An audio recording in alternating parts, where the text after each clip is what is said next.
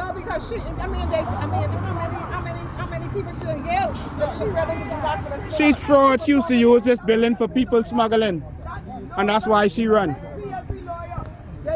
You, miss, you know you could call the big time police to get out tonight.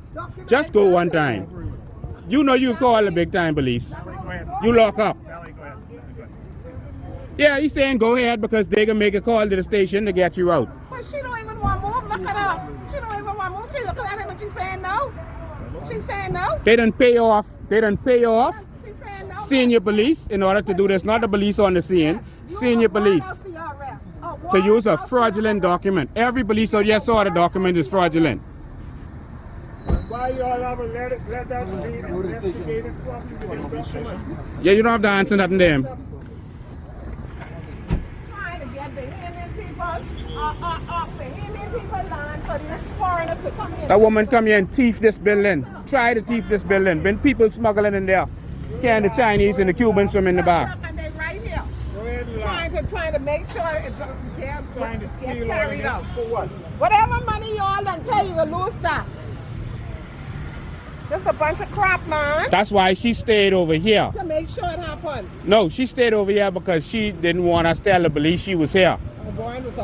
Right, that's why she stayed across here. Because if this is your building, why you ain't over there? That's why they stayed over here. See, you calling the corrupt police now? Say, get Officer Fritz. Well,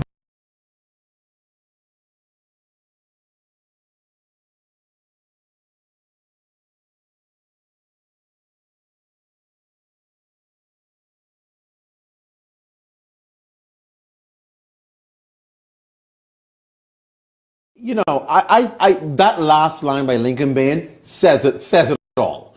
And that is, you will see who is for the people when the bill is presented in Parliament, who stands with it, and those who seem to try and detract. And we saw just that right before the story. We saw the government side in an uproar, saying words that they are for the people, but yet their actions show different, completely different. They literally did not want this to be read in Parliament and put on the agenda, and they kept saying, oh, there's procedural, this, and that. It shouldn't matter. If this is something that the people have presented and say, listen, we want, they should say, listen, sir, while this may not be the right protocol or this may not be what people say we should do, the fact is that people are speaking, we've got to pay attention and hear them. But instead of saying that, they're getting literally angry at the fact that people have, for first time in a long time, putting their actions to the work, right? Why I say that? We're always seeing people protest. Now this group has not just protested, they've gone to the lengths to draw up a proposal, to a bill for Parliament. Gone to great lengths to be able to present something to Parliament. That's taking it a step further, because we normally just talk this thing. They're walking through this process to ensure that at the end of the day, they're putting actions behind their talk. And yet parliamentarians seem as if they don't want to see it come to fruition. Your take. Well, Clint, first and foremost, I mean, the whole issue of protocol, I've said in here before, and I'll say again, when it comes to the member for Bamboo Town, there's just something about the guy that's airy in my mind. I don't ever exactly trust that member wholeheartedly. That is just where I am with him. As far as Mr. Dames is concerned, you know, it's laughable when I hear Mr. Dames say that, you know, the political games of old will not be used. Well, that is exactly the political game that the Free National used, to be a wide sweeping government today. If you remember, Dr. Minnis and Frankie Campbell and all of those men could be seen when we were hoodwinked by a person that only then showed up to be a surrogate of the governing party, who led one of the greatest demonstrations. And so I don't understand what Mr. Dames' issue is with having the playbook played on him, if in fact that is what is happening. I just wanted to address those two things. We will remember that Jeffrey Lloyd, Frankie Campbell, Marvin Dames, Renwood Wells, all stood to their feet. There was a sixth person, I'm not exactly sure. It may have been Darren Enfield.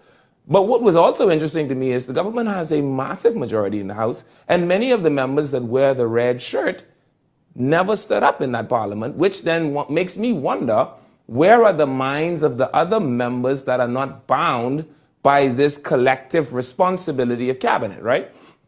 Now, outside of that, I have to commend Lincoln Bain and his team. I will say this. For a long time, we've even heard politicians ramble on in the House of Assembly, and I've long said that anybody can table a bill. So it is commendable to see that they have actually taken the necessary steps to have a bill tabled. Yes. The second thing is this also proves to the Bahamian electorate the benefit of having either independent candidates or independently minded candidates elected to the House of Assembly.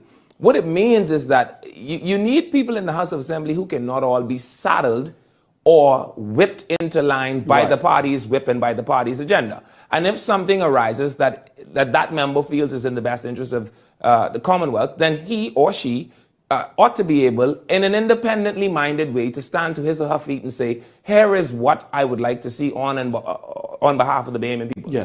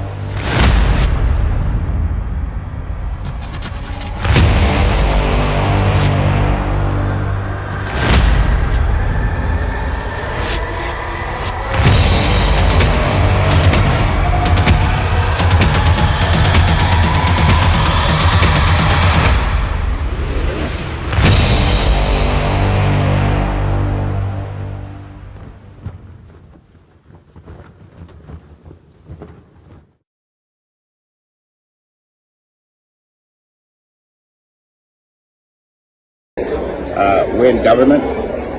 We are the government of the day, and we will lead as we see fit. It is what it is. In a jokey town, a tree ring circus, what a bunch of... First of all, safety. You are safe because you will be engaging the tools that make yourself safe. What you just said is one of the most insanely idiotic things I have ever heard. At no point in your rambling, incoherent response were you even close to anything that could be considered a rational thought. Everyone in this room is now dumber for having listened to it. I award you no points, and may God have mercy on your soul.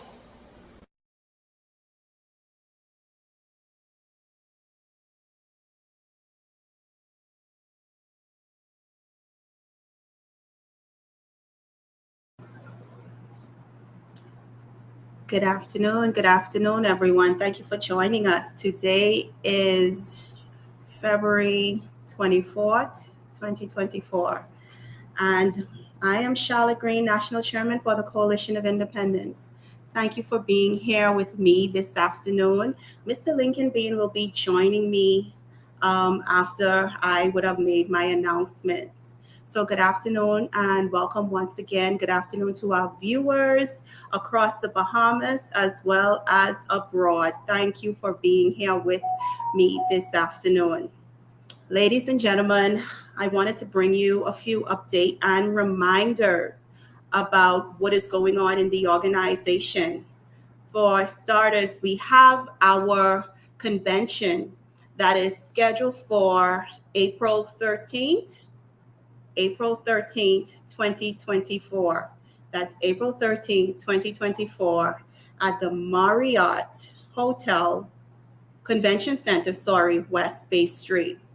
So we're asking all of our supporters and members to stay abreast as to what is going on concerning our convention.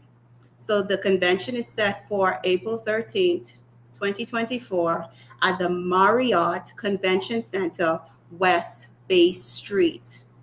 Also, we have our tickets, our raffle tickets on sale for our for our tickets. Sorry, raffle tickets that are on sale. The tickets are $10 and $11 online. So if you're interested in supporting the event, the tickets are $11 online and $10 at the office. So persons, get those tickets because they are leaving like hotcake. Those tickets are being sold like hotcakes. Tickets are being purchased on the island. Tickets are even being purchased from Turks and Caicos, if you believe it. Persons are purchasing tickets who are abroad who are over in Turks and Caicos. So let's not get left out. We don't want someone in Turks winning this ticket, winning this Jeep.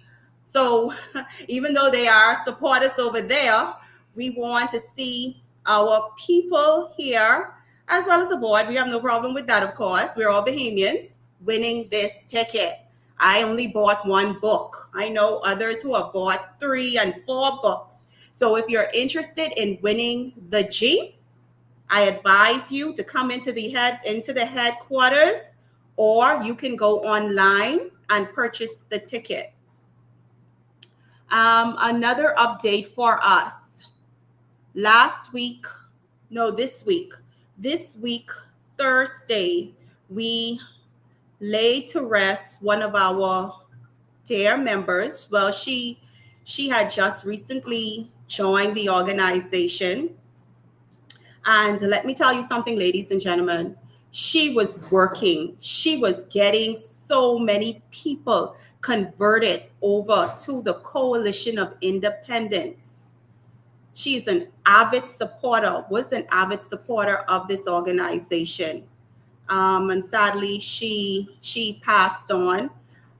Miss Honey was a very big supporter of the Coalition of Independence, and she will be surely missed.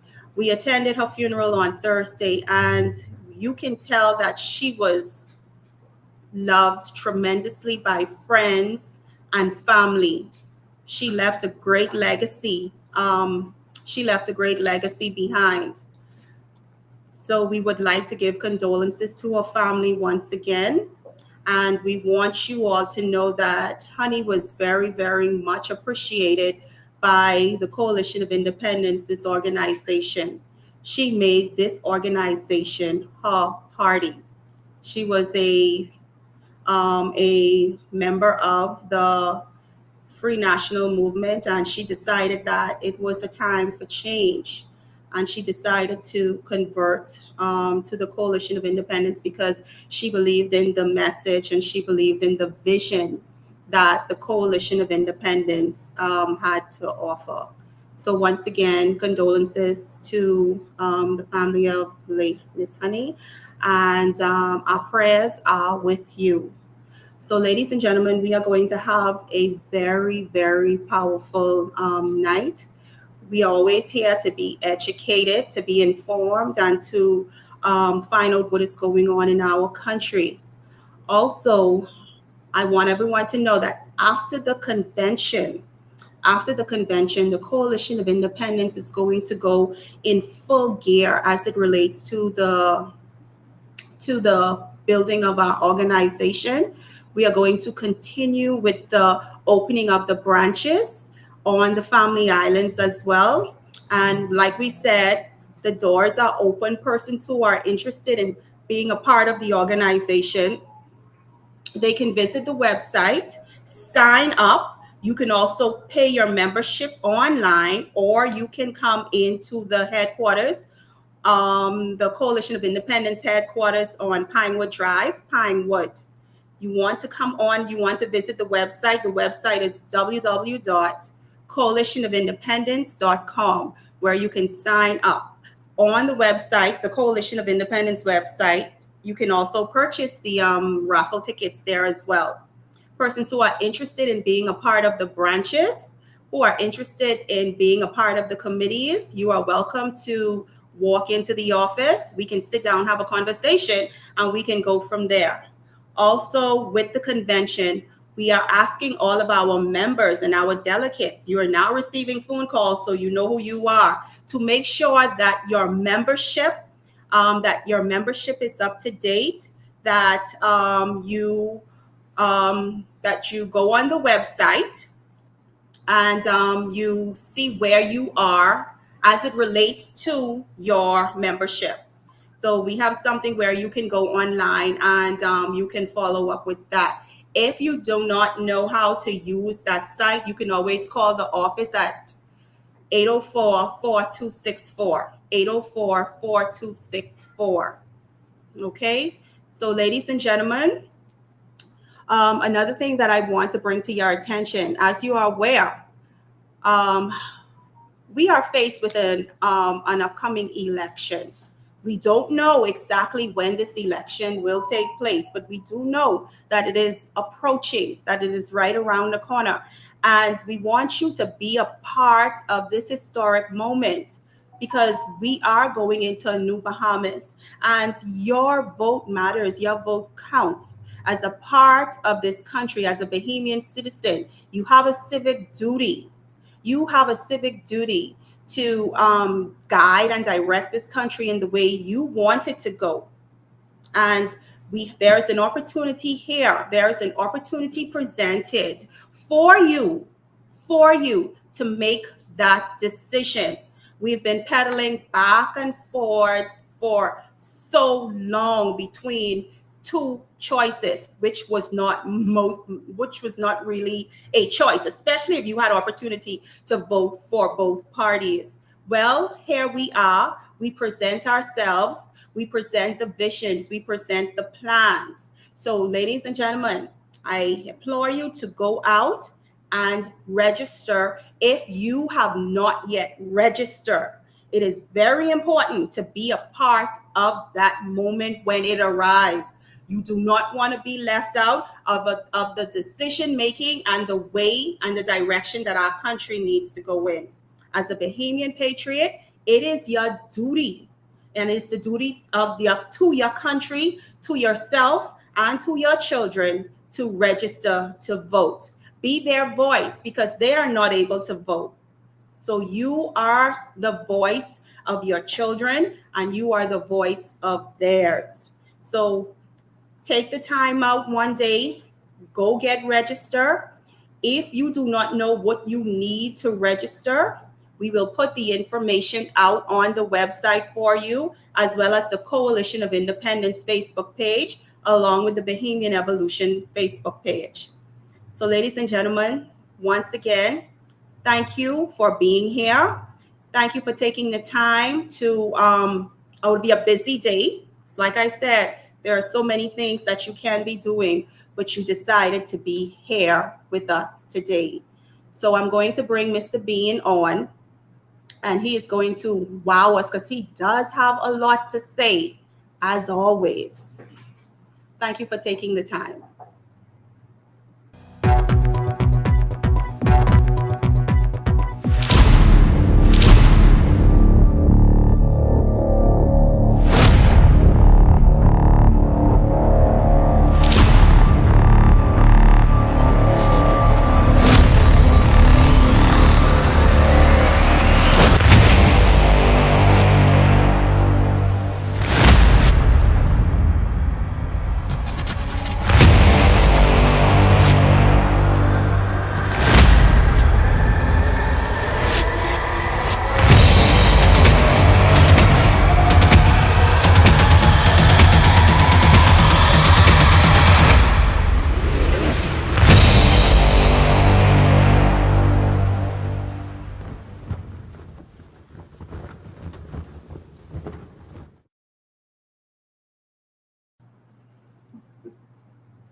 Good afternoon, Bahamas, and welcome. Thank you all for being here. It is always a pleasure to spend my Sunday evenings with you, educating you, letting you know exactly what's going on in this country. Of course, whenever you see this kind of subject go up, they try to block the live. So they're blocking the live right now. So it's up to you to share. Make sure that you share this as much as you can. Tag persons that you want to be in here. Make sure that you get that done. It is Palm Sunday, and for those who celebrate that, congratulations and happy Palm Sunday to you. This is the day that Jesus rode in to Jerusalem on an ass. He sent for an ass and a colt, and he rode into Jerusalem on an ass, and persons were waving palms and saying Hosanna in the highest to him. And days later, those same, those same persons were saying, crucify him, crucify him. That is how strange it is being out there in the public eye. One minute they love you, one minute they hate you. But that's really how it works. But he was doing it not to please persons, but because it was what he was born to do and because it was the right thing to do. And so I want to wish a happy Palm Sunday to all of you. We got some stuff to talk about today. You know, we are seriously concerned, even though they are trying to block who's getting this live. 99% of persons did not get a notification to say that this live was happening. So again, we're depending on you, to go in your WhatsApp group, go wherever you can to share this live to make sure persons know what's going on. So, ladies and gentlemen, I want to start this out by again giving my condolences to the family of Miss Cheryl, also known as Honey. She was an avid supporter, and we're going to continue this fight for her because we have to finish what we have started. We believe in this movement. We believe that the change is actually here, and so it's going to happen if we make it happen. And so I have my deepest sympathies. I also want to say congratulations to Michelle Malcolm. She has left the radio station, and she has been appointed. She's been appointed. How do I say it? She's been appointed the new member of persons who have given up their careers in being a patriot to standing with Philip Brave Davis and this corrupt government. I have to be real. There's no more sugarcoating because we have one country. Because since the general elections, Michelle Malcolm was beating this government to pieces, punishing them for the over $60 million for consultants. And she's been critical of them for all of the flights and trips and delegations that have been going out. And now she is one of those consultants after criticizing them. And now she is also taking trips with them. She's just come back from Italy on a trip that we paid for. I want to say that to all Bahamians that this race is given not to the swift, but to those who endure to the end. This is a serious battle and it takes serious sacrifice, and not everyone can handle this. And I'm very glad that Michelle Malcolm, who's a Bahamian, is now able to eat and feed herself. But this is going to take some Bahamians who are serious about this country, who are serious about standing up no matter what threats they may bring, no matter how they may try to stop your contracts, etc. If we want a new Bahamas, we are going to have to stand up. Not everyone you see on TV and on radio and on WhatsApp making noise and attacking the government is doing so from a genuine place. We have to be aware of that. Many of them, in a heartbeat, will take a job or money or an offer from the administration. And that's because the strategy is to go out there and attack the government, and then they're going to come to silence you. And to silence you, they will give you a job or give you money, etc., etc. And so it's a strategy, of some people. 1 minute you'll hear them attacking, I give them 7 days to do this or that, and I'm going to drop documents, and then next thing you know, you see them joining a party. Well, their fruit will begin to show. The real fruit will begin to show But the voices are starting to, the loud voices are becoming quiet and quieter. There's only a few voices that are out there still pressing forward and shouting for change. Shouting for change. Remember, many are called, but few are chosen. Yes, and even of those who are chosen, you must decide to stand strong because it is a choice. Both of us sitting in front of you right now have been made offers by the leadership, the government or the opposition. Many members of our parties they made offers constantly to sell out, but we have decided to stand strong.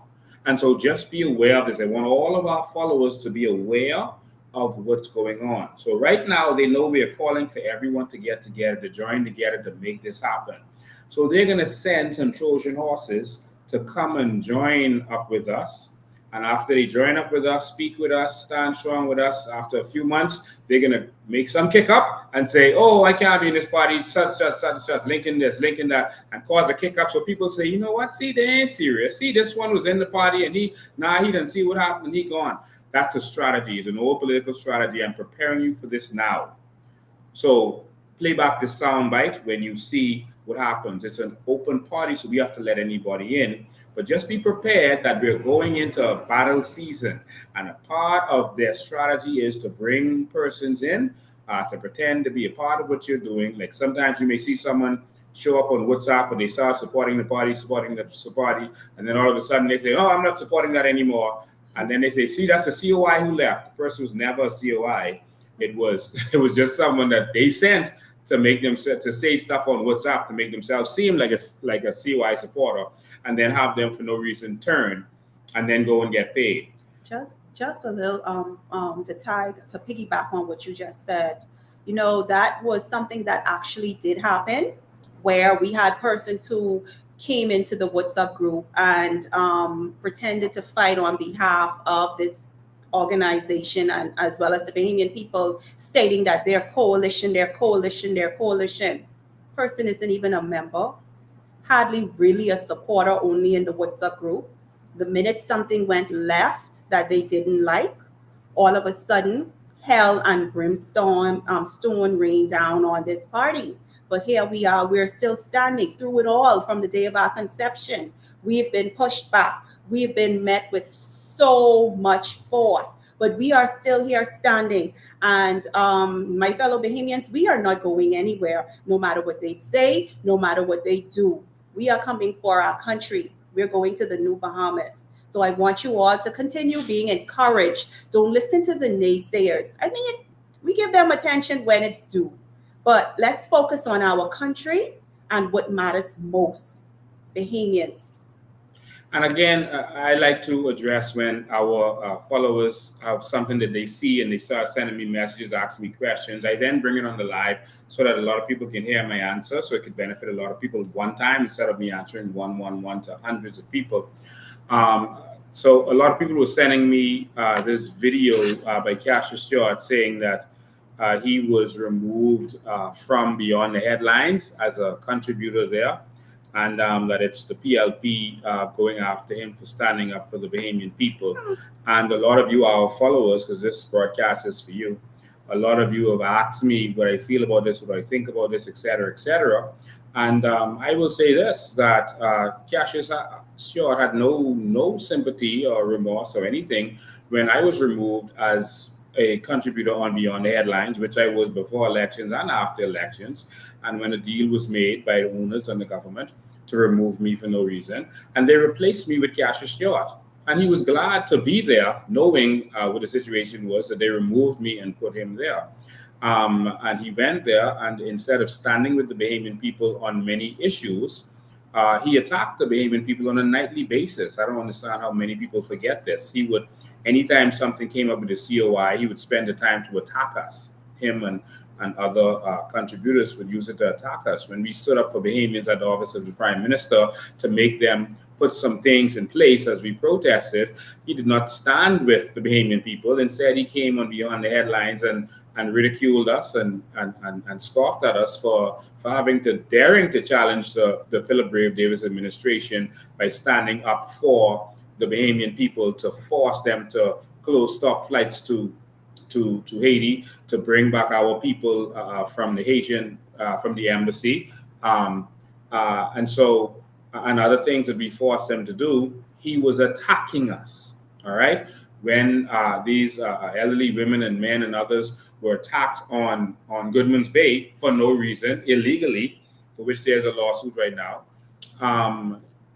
He didn't support us. He didn't stand with us. He attacked us. He scoffed at us and called us all manner of names and attacked us. And so I want all of our supporters to remember that. All right, it's not that you going after someone when they're down. I just want to make sure that you don't fall for the tricks. All right, I want you to notice that not one PLP troll is attacking him in what he is saying about PLP now. That means that this is a part of their plan, that they are doing this to try to make him seem like public enemy number one, and this happened because he was standing up for the people. No. When the government removed the Sovereign Wealth Fund Act, and when the government, the Prime Minister took the carbon credits and put it in the control of the Prime Minister, he didn't stand with us. This Cassius Stewart went out there to say that carbon credits isn't real, and he's still standing on that. And he scoffed at us about us benefiting from what is ours. And so I don't know of him standing up for the Bahamian people. I know there was some cause where he was standing up to stop some homosexual stuff, education from going into schools. Of course, it's easy to take up a cause, and that's something that Philip Reyes also does, that doesn't offend the government, where they won't see a need to take away your mortgage, take away your contracts, etc. When you take up for causes, all right, that's easy to do. You understand? Because you're not fighting for people and you're not actually going after the government per se. And so what we need are people who are ready to stand up for the Bahamian people no matter what it is, and who are willing to put their lives on the line. And so for those who have been asking me, and I only answer this because I was asked,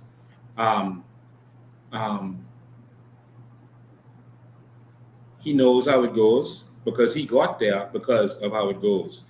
And so don't expect the people to have sympathy after you benefited from this same action. But now it's on the other foot. I'm not falling for that. And so we just wanted to make that clear for those who've been asking me. That's my stance. I think it's wrong. All of the anytime someone is victimized, but I do not believe that is what this is. I believe this is like the fake arrest that they did to Rintia Komalafe when they were trying to build up her status to split the third party votes. I don't believe that this is real or genuine. I had a good talk with Shanique Miller, and Shanique Miller said she had nothing to do with it. This was a surprise to her, and that's that. But it came down from Adrian Fox, who is Cash's cousin, and Sabas. All right? And I'll leave that right there. There's more I know, but I'm going to leave that. All right? And so, ladies and gentlemen, I want to have a conversation today about corruption in the police. You saw last week the police coming to Warren Arena's building on West Bay Street. This is a building that, for full disclosure, I partnered with him on this building. But he has the papers for this building. You had a white lady from France who had taken this building over, had no papers, and was trying to steal this building from him. When he realized what was going on, he came to take his building back. They were using the building for all manner of unscrupulous things. And there's this other man who was, I guess he's partnering with her because he says he gave her a mortgage for the building, gave her money for the building. And his name is Lee Rodney. And I want to have a conversation to you today about this because so many Bahamians are going through this that it's mind-boggling. There are Bahamians who are being victimized by police in this country who are on the take. police officers who will go and do the bidding for a few dollars. And see, when it's a rogue police officer that does this, that's a rogue police officer. But when it's police headquarters, when it's the upper echelon of the police force doing this, your country is in trouble. If you cannot trust the police, your country is in trouble. When the police are for sale, this Lee Rodney fella, the courts in the US have said that he is a racist, a disgusting, evil racist. I'm going to show you this because you know I ain't going to say nothing unless I have proof of that. Lee Rodney is the fella who used to own the Compass Point restaurant. Remember that? And he was fighting the government to do his bidding. Well, I want you to see what the PLP has now disintegrated to. I want you to see the PLP that fought for black people in this country is now fighting for racist pigs from the United States of America. So Lyndon Pindling would roll over in his grave if he sees who Brave Davis is fighting for. And don't say that this ain't the PLP, because you remember I showed you where I put the document. I showed you the letter which had the names of Michael Barnaby, and Arnold Forbes on it. Michael Barnaby and Arnold Forbes, who both of whom I spoke to, and Michael Barnaby assured me, said, Lincoln, I would never do something like this. My name should not be on that document. And so he asked me when I come back on live to let the Bahamian people know that he would not participate in this thing with these kinds of disgusting people. All right? He wanted me to tell the Bahamian people that he personally had nothing to do with that, and his name should not be on that document. That left us with Arnold Forbes. Sorry, we're doing all this construction in front of you, trying to make sure we maintain our power. And again, it's a document here. All right, let's have this conversation today. And right there is Michael Barnaby and Arnold Forbes. Michael Barnaby said, don't mix him up. He would never do that. So please exclude him. Arnold Forbes basically is saying, man, Lincoln, you know when you get instructions from the people up top, you know how it is. That's Arnold Forbes' words. All right? So in other words, this comes from. All right? So our country is compromised and we are a nation for sale again. Our nation has always been for sale, Lincoln. So we're now talking about a racist, an evil racist that the PLP is working for at his bidding. So I'm going to show you court documents of this racist person that the courts in the United States had nothing positive to say about him. All right? And so I'm just lining this up for you. Yeah, just lining this up for you. And then I'm going to share the screen. This man is called Lee Rodney. And staff at the Compass Point, you all can tell us a little bit more about Lee Rodney and your experience with him. Because I've had some conversations with staff from who previously worked at Compass Point. But let me show you something about this Lee Rodney person. All right, let me see. I should read and let me see what I should read to you first. Lee Rodney in court documents. Let me read a Tribune article first. No, or should I just go to the court documents? Let me go to the Tribune article. No, I'm going to go to the court documents first. Well, this is a little article about the court documents. Just waiting for it to come up. Let's give it one sec. Lee Rodney has a company that they manufacture plastic. in Michigan. And at one point, he told his workers, mostly black workers, that's Michigan, by the way, Detroit, all right? And he told his workers, if you don't like what I doing to you, you could go back to picking cotton. In America. All right? And he was sued.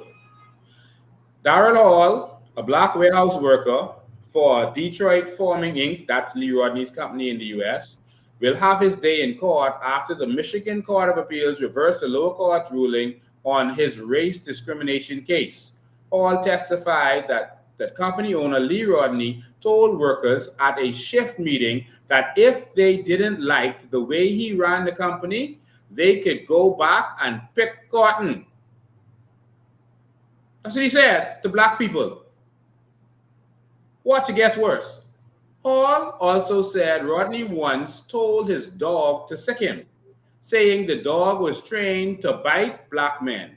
The dog did, in fact, try to bite Hall. Rodney said the incident was just a joke he made because, in his experience, black people are more afraid of dogs than white people are, and this was a discussed fact. Now, wait to hear where he say this fact was discussed. Wait for it. I get to that in the court documents. Later, a warehouse supervisor positioned opened up, and Hall and several other employees interviewed for the job. The applicants were gathered outside the interview room when the first candidate, Mark Gilden, was called in to meet with the management. Hall, another applicant, overheard Gilden, who is white, say he refused to take orders from a black man. Gilden got the job. When Hall protested, pointing out that he had more seniority, a manager told him seniority don't mean nothing. While questions remain as to whether some of the incidents fell outside the 3-year statute of limitations for discrimination cases, the evidence was compelling enough for the appellate court to send it to trial. They sent this to trial for him being a racist. This is Lee Rodney, who is living in the Bahamas, who has the police force in this country, Brave Davis them, wrapped around his little finger. All right? Let's go to the court documents. Let's go straight to the court documents one time. I think this is it. Is this it? That's probably it. Yeah, this is it. All right. So this is Darrell Hall. He's a black American against Detroit Forming Inc. Defendant appellee. All right. So and these are judges. Precarium. In this racial discrimination case, you see, we get the dregs of society. Criminals who rob the bank and they want to escape, they go to Mexico or the Bahamas. People who are having tax evasion or doing whatever wrong they're doing in their country, they run away and run to the Bahamas or hide their money in the Bahamas. Racists, evil persons, child molesters, women abusers, people smugglers. These people come to the Bahamas, pay off our politician and get the red carpet rolled out for them. Like Peter Nygaard and others. In this racial discrimination case, plaintiff appeals as of right the trial court's grant of summary disposition in favor of the defendant because we conclude the plaintiff presented sufficient evidence to establish a question in fact on both his hostile work environment claim and his claim that he was improperly denied promotion based on his race. We reverse the remand and remand for further proceedings. And I'm going to show you a picture of this man who has the police in this country wrapped around his little finger while they're using fake documents to do their bidding, to steal from a Bahamian man. I could bring the documents and I can show you the video of this man. I want you all to see him. See him good. Plaintiff first, let me get straight to it so y'all can see exactly what's going on. Let me go to page 2. So they talk about hostile work environment, right?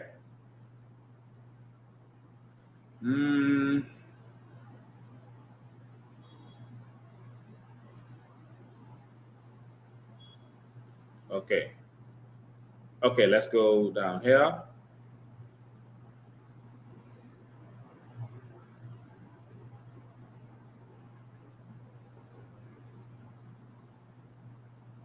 You can read it as I'm reading. I'm just going through it to get out of the legal jargon and go straight to what he said.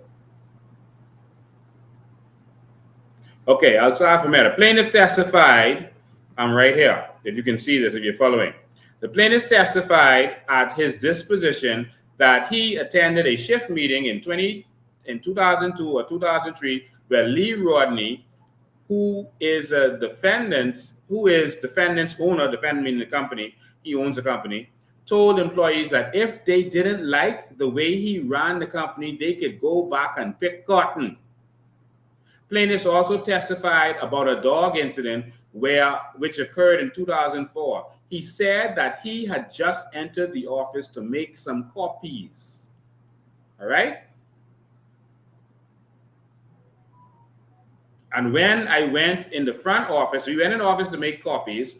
When I went in the front office, Don Meade was sitting to my right, and Lee Rodney, that's the man who got our police force in his control right now, the racist man. And Lee Rodney and his dog was in the other section of the front office. When I came in the office, Lee Rodney's dog was on top of him.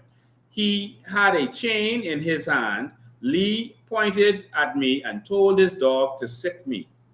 I was a black man. All right? So in other words, sick him, he's a black man.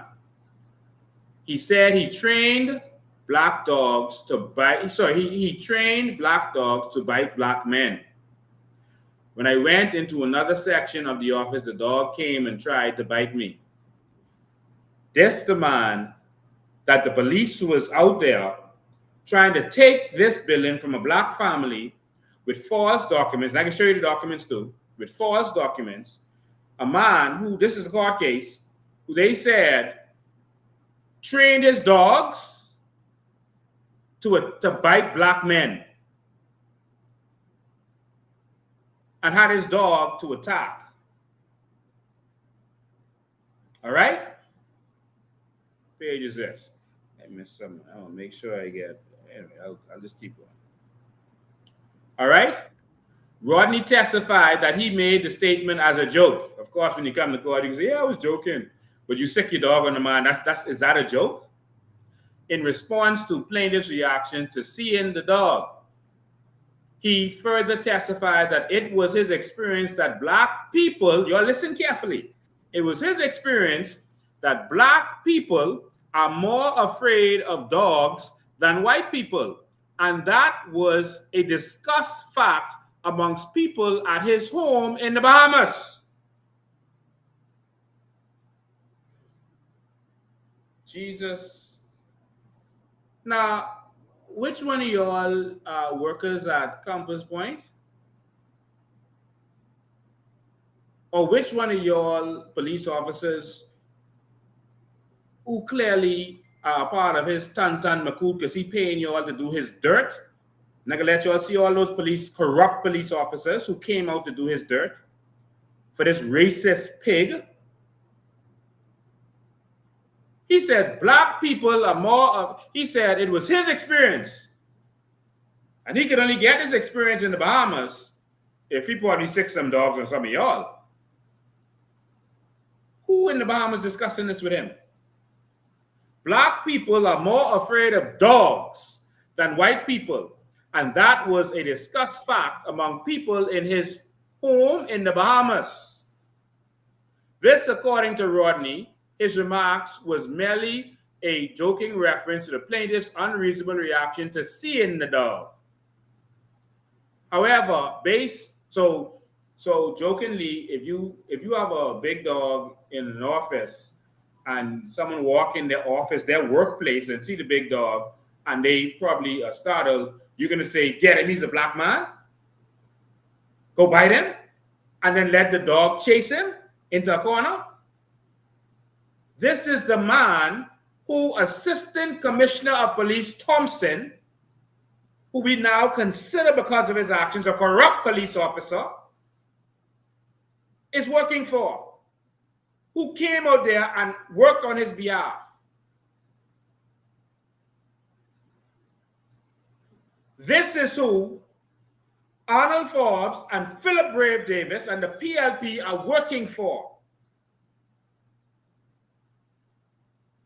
This is who our court system is working for. This is why Bahamians can't get anywhere in our country, because everyone can come here and abuse Bahamians and treat us like dogs. And everyone is okay with it. Until it's them. Until it's them. So we go just piggybacking, going right back to the Cassius situation. Everyone is okay with a Bahamian being treated a certain way until it's them. And eventually, the chickens comes home to roost. This situation with going on in our country, that's going on in our country, when it affects one Bahamian, it will affect the other. Because these type of situation does not discriminate. It does not discriminate. And to see how our police force, our defense force is being used in this country, this is a national security matter. This is a national security issue.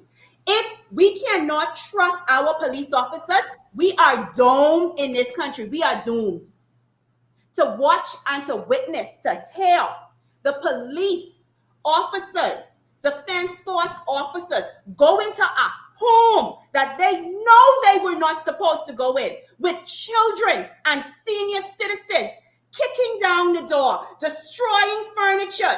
They were carrying on like mafias.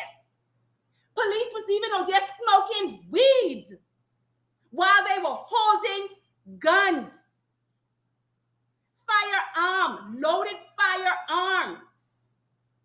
But yet, our commissioner of police wants us to have a friendly relationship with these corrupt men and women in uniform. Remember, everything rises and falls on leadership. Leadership. They treated those families worse than dogs. To date, right now, all of their possessions are on the side of the street or in the trash. Yet, this is not the right residence. This is not the right house, and we know it. You see, when you speak out and you speak truth, these politicians, they go and run to CDU, they go and run to CID, and they scream libel. But let me tell you something. The truth is coming out, and it is going to be spoken. And you're going to come after me for speaking the truth, and you're not going to shut me up. To our commissioner of police, we need you to get it right. The safety of not just today, but our generation, we putting in your hands. And this is how our officers and defense force officers are being used in this country, because they carry a weapon and they are in a uniform with a badge. There is nothing honorable about the police force, and there is nothing honorable about the defense force. And I am not sorry to say it, because it's the truth. It's the truth. Our system is a system of prostitution to the highest order. Prostitution, and the lives of our people and the dignity of our nation is at risk because of who we have in place. Everything, ladies and gentlemen, rises and falls on leadership. There is not only just a rotten apple or a few rotten apples in the bunch, you know, because based on what I saw that night and the high upper level it came from, our country is in trouble. Now, I can understand why crime is the way it is. I can understand and sympathize with the young men on the street. I can sympathize with the young people, why they do not trust the police.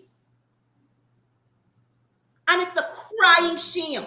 How are we allowing foreigners to come through the back door? We allowing foreigners to come through the front door with money and treating our people, throwing our people on the street. And this isn't the first family that this has happened to. If you are a part of this organization, and if you are fighting on the behalf of our people, you will know that there are hundreds of families in this country who are being treated unfairly as it relates to their property, whether it's from illegal foreigners or foreigners with money who came through the front door, who has the government and the police force in their pockets. Yeah, this particular criminal group, they probably took about 10 properties from Bahamians.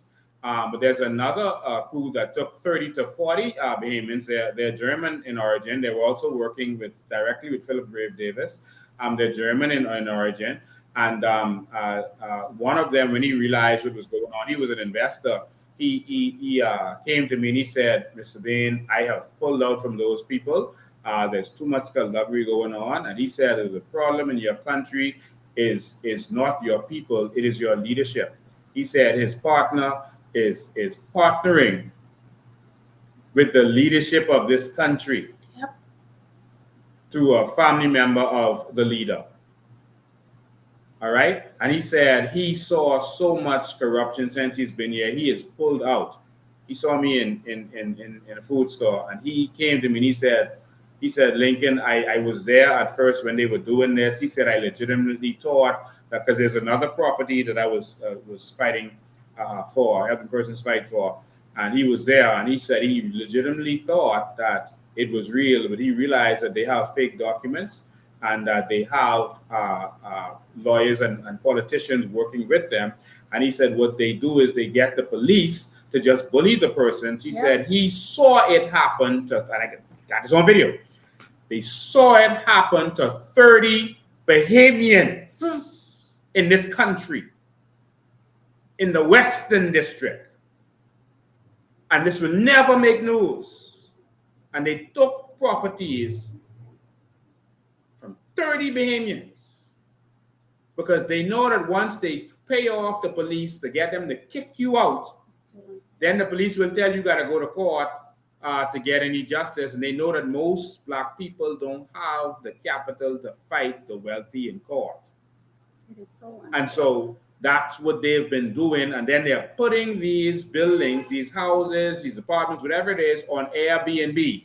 And they're making millions of dollars that's supposed for to properties be that don't belong to them. And that's supposed to be the life of our people. And so you have the Haitian immigrants going all around in Blair, Village Road, out east, all over the place, taking any building they see abandoned, they're going and taking it. Any building the bank took and put you out, and that's on a bank list, I guarantee you check a couple weeks or months later, you can see Haitians living in that. No one gave it to them. They come and they take it over. And our valuable properties, we have foreigners coming and taking it over. This is happening right now in this Bahamas. I want you to see these particular videos, and I'll read the rest of what the court had to say about that gentleman. And you see this gentleman in one of these videos. I want you to see, this is the first one. In this video, you know, they came with, you know, their fake documents and all this kind of stuff, and they actually came and they committed some crimes. They vandalized people's vehicles. They were doing all kind of petty stuff. And so when the police saw them there, they arrested them. All right. But you could see he was making his calls, whoever. They arrested the woman who had done the dirt with, you know, fake document stuff. And again, I have all the documents I can show you. And they arrested them. And, you know, they ain't spent not a minute. They carried them to the station. And when the police, the honest police who was there, who arrested them, caught them in their skullduggery, arrested them and carried them from there. Well, one. Carried them from there. Another call came in, let them go. We don't have police headquarters doing this. None. And so what they do, send back an assistant commissioner of police. me start with another video first so you can see where this came from. So first off, this was like a week or so before this video that you're going to see now.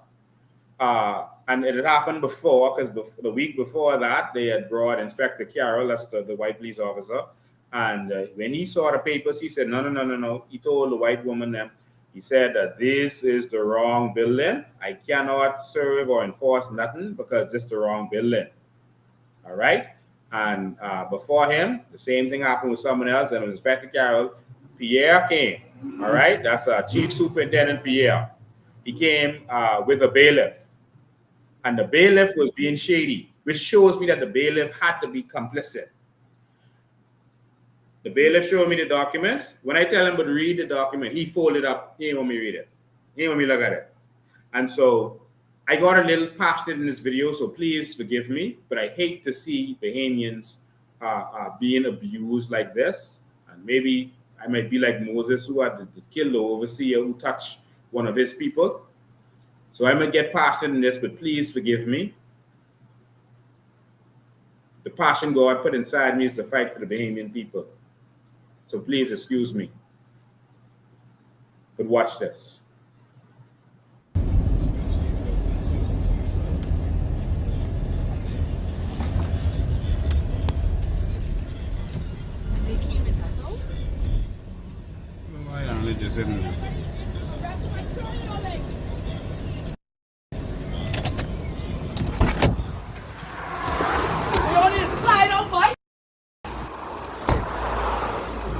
Hey, how you doing? All right. They recording video, right? What's your name? And why are you here? I am the bailiff with the Supreme Court. Okay. Executing the eviction with the writ of possession, as well as the court order from the Supreme Court. These persons, well, they're in the issue. The tenant itself, Mr. Arno, he's the issue. I see one problem on there. Yes, sir. You're the bailiff, right? Yes, sir. All right. Y'all can stop doing what y'all doing for 1 sec.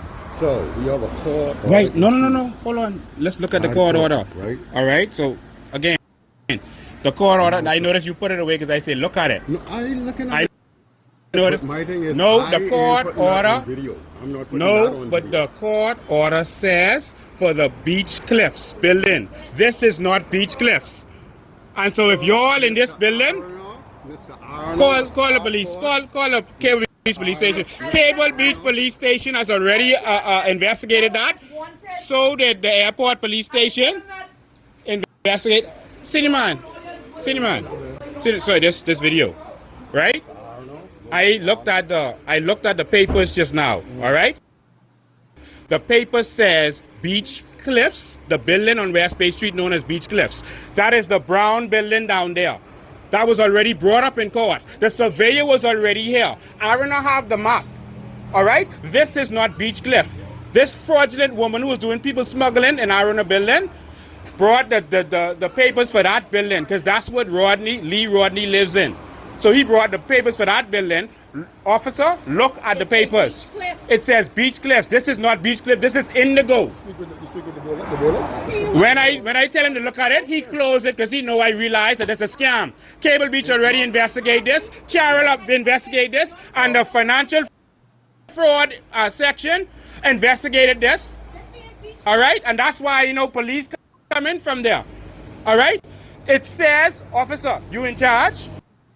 Look at the paper. It says Beach Cliffs. This is not Beach Cliffs. The cliffs is down there. It was named Beach Cliffs. And when they renovated, the newly renovated down there, then they call it the Cliffs. That's what's on there. This is not Beach Cliffs. There's nothing on there saying border on the north by the sea, opposite this shopping center, 300 feet this way. No specification is on there. You cannot serve. If you get an order for house number 3 on East Street, you can't go to house number 3 on Blue Hill Road and say we executing an order. How can you do that? Boss, you is the bailiff? Whatever the issue was.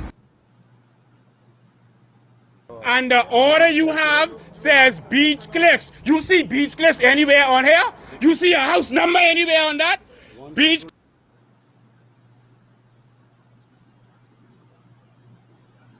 You know that. Officer, they out of order. This is why we. So, ladies and gentlemen, notice he keep folding up the document. You don't want us to see the document.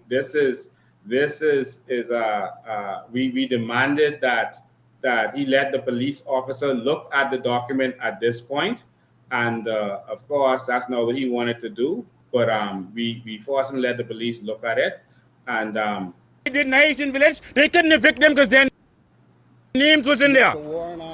That's him, and that's him. But that ain't this building. You know that. That's why you hiding the paper. I'm not hiding. Give me the paper. Give me the paper. Where the other one? I live here. No. And you ain't evicting me and my name on that. Where the paper? Get the paper. I need to show the police it. Because it's them who got to enforce it. That's garbage. This is not the Beach Cliffs. And the judge told them, if that is not the right building, it cannot be enforced. They told them that. And they send the surveyor. She keep going to different offices and different things to try to enforce this garbage. They want to sell this for $5.5 million. So they paying off people. We was right in their head and bring the white boys here. Want to sell the building they don't own. And brought fraudulent documents. Officer, look at the paper. He fold up because I tell him look at the name on it. Officer, look at that. No, not the name. Look at where. Look at where. Beach Cliffs, West Bay Street. No other definition. And the judge told them if they put that through like that, it cannot be enforced if that's the wrong building. This building is not the Beach Cliffs. Where it is? No, I just wanted the order because he didn't want to show it to the police. Officer, and I doing this on camera because everyone can see this tomorrow. Everyone can see this bailiff and his crookedness. Officer, you saw it just now. That is not this building. The Cliffs, if you walk with me, I will show you where the Cliffs is. The name on the building. See your boss? See the plans here? The surveyor, the court-ordered surveyor was here. This is the Cliffs here. And this where we is now. And your document saying 4 buildings. Four houses. It says 4 houses. You see that on here? This ain't no house. How the hell you can do an eviction order on 4 houses and ain't no house here? Ain't no houses. Even ain't no houses here. Officer, houses number 1, 2, 3, and 4. You see any house here? Find your houses. I didn't do a whole live for this and show the whole Bahamas. Let walk with me down there and I will show you where it is. And so, ladies and gentlemen, Chief Superintendent Pierre walked with us. We showed him where the Cliffs was. He turned to the bailiff and he told the bailiff, this is clearly not the building. And so basically what happened was these scoundrels do not have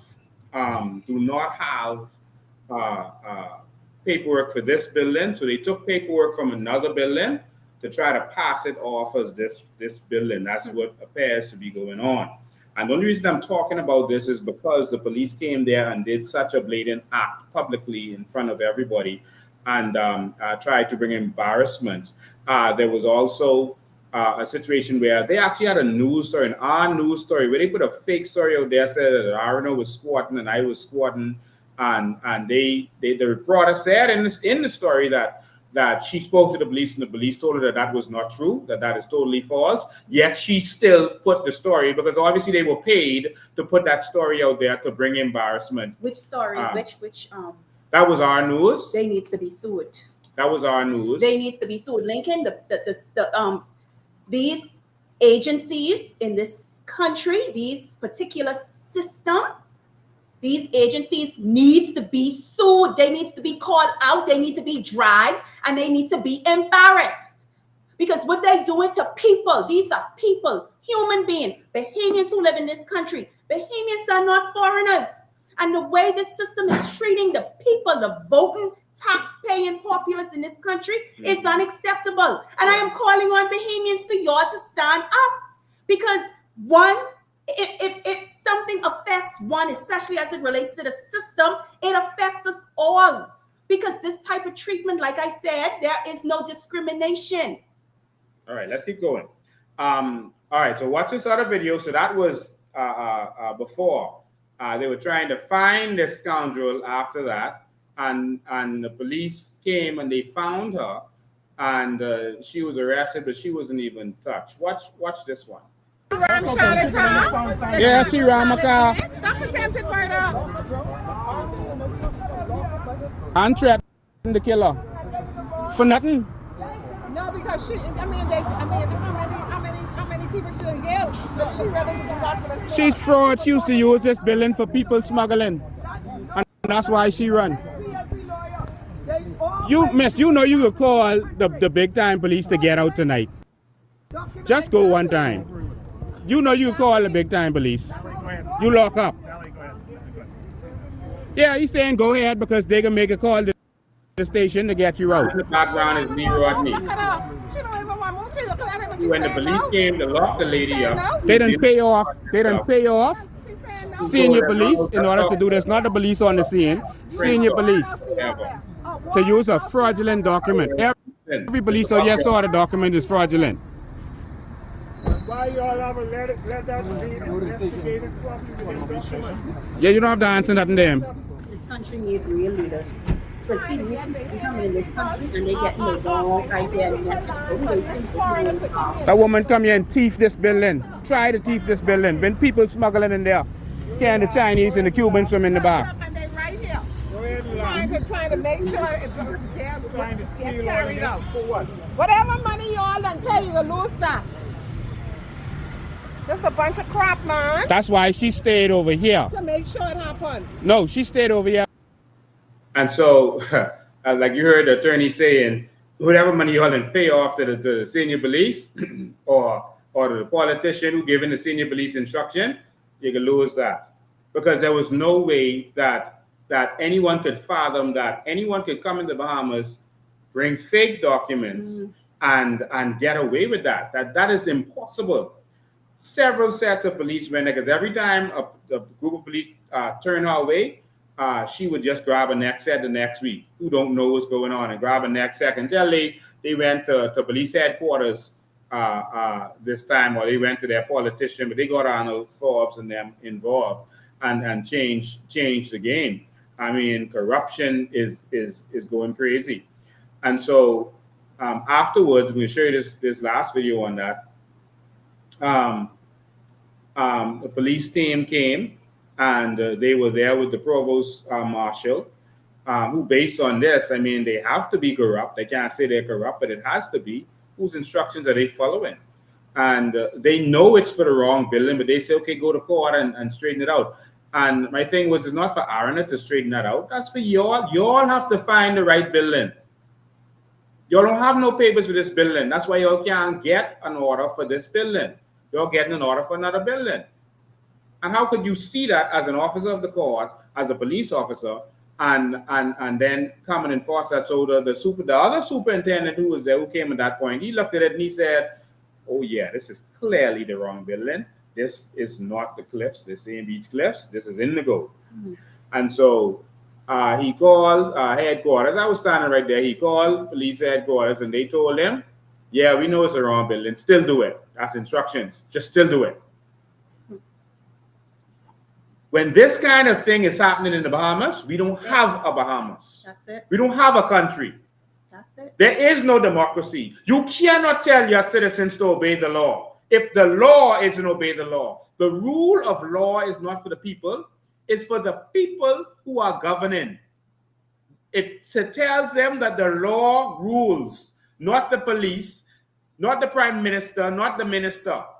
The law rules. And that should never have happened in this country. So watch this last one.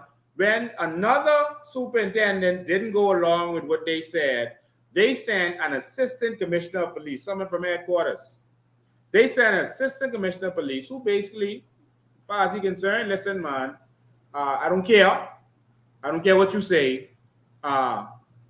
We do what we have to do. You need to call their names. Thompson, I already called his name. Assistant Commissioner of Police, Thompson. Executed. How you execute and leave people in the building? On the wrong property. On the wrong property and the wrong people. The order said Warren Arena, all right? Warren Arena is not living here or here.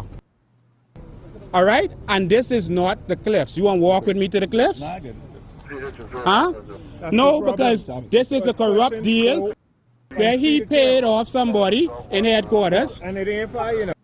So how did the headquarters come from the courts?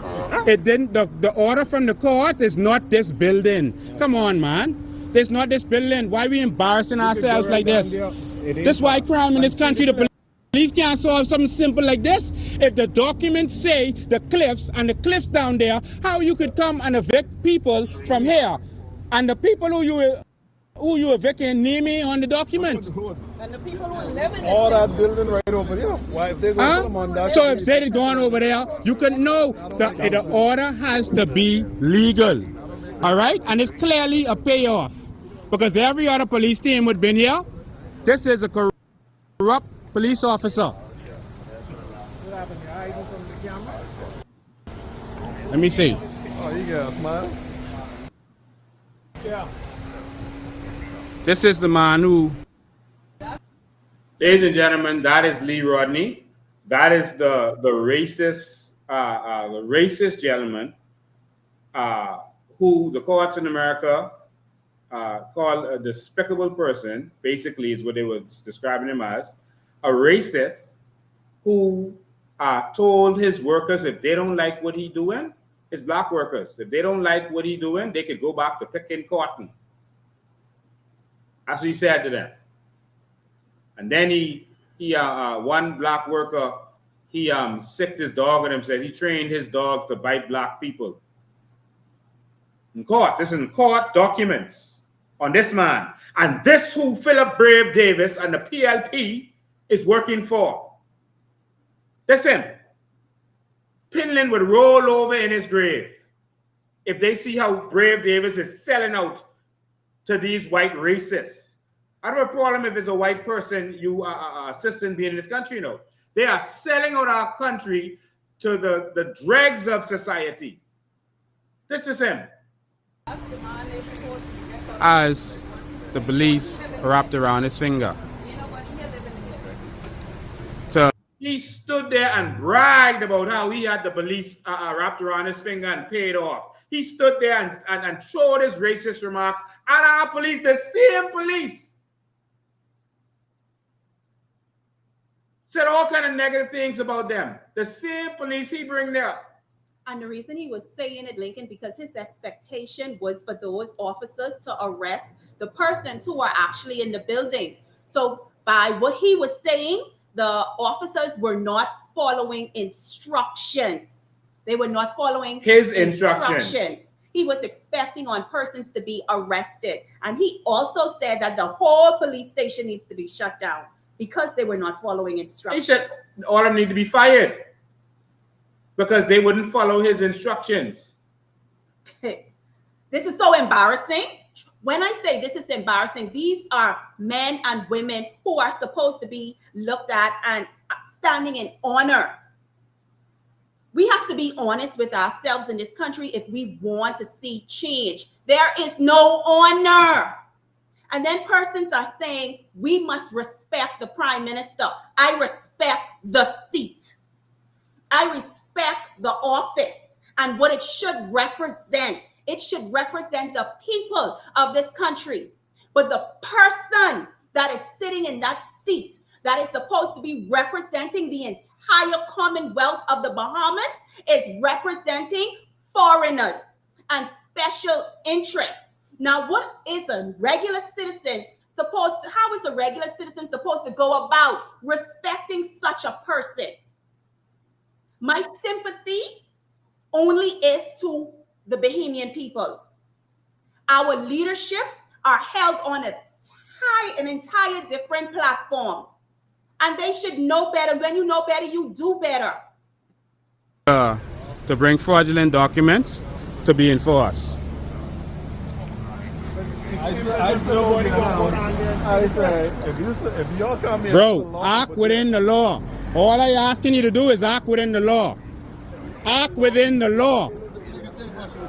This is a public road. All I ask you to do is act within the law. No corruption. No corruption.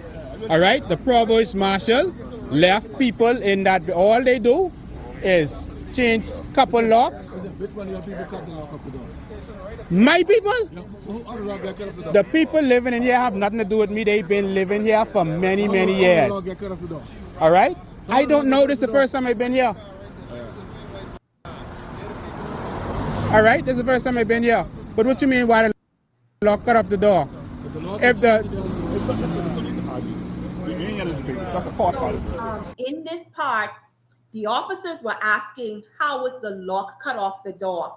Of one particular door. No one knows. But here's the thing. They are at the wrong location. They kicked down the door of the wrong location, damaged the doors, kicked down all of the doors in the house from what I understand, damaged the children's room. They came there to the wrong home and damaged every single door, all of the furniture, throw the kids outside, the elderly outside. Is this what our country has come to? Is this the type of leadership that we are under?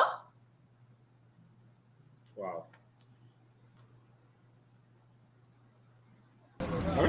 That is a civil matter, and the problem is no.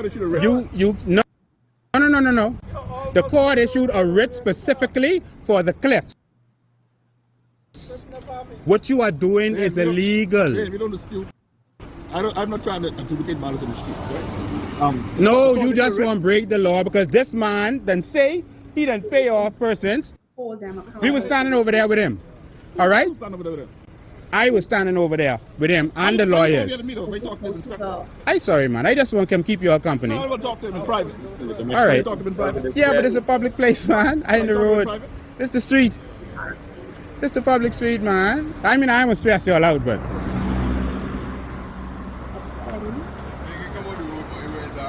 Oh, thank you, bro. You ever see any criminal acts like this? But the provost marshal, I mean, I've never seen nothing criminal like this. Never.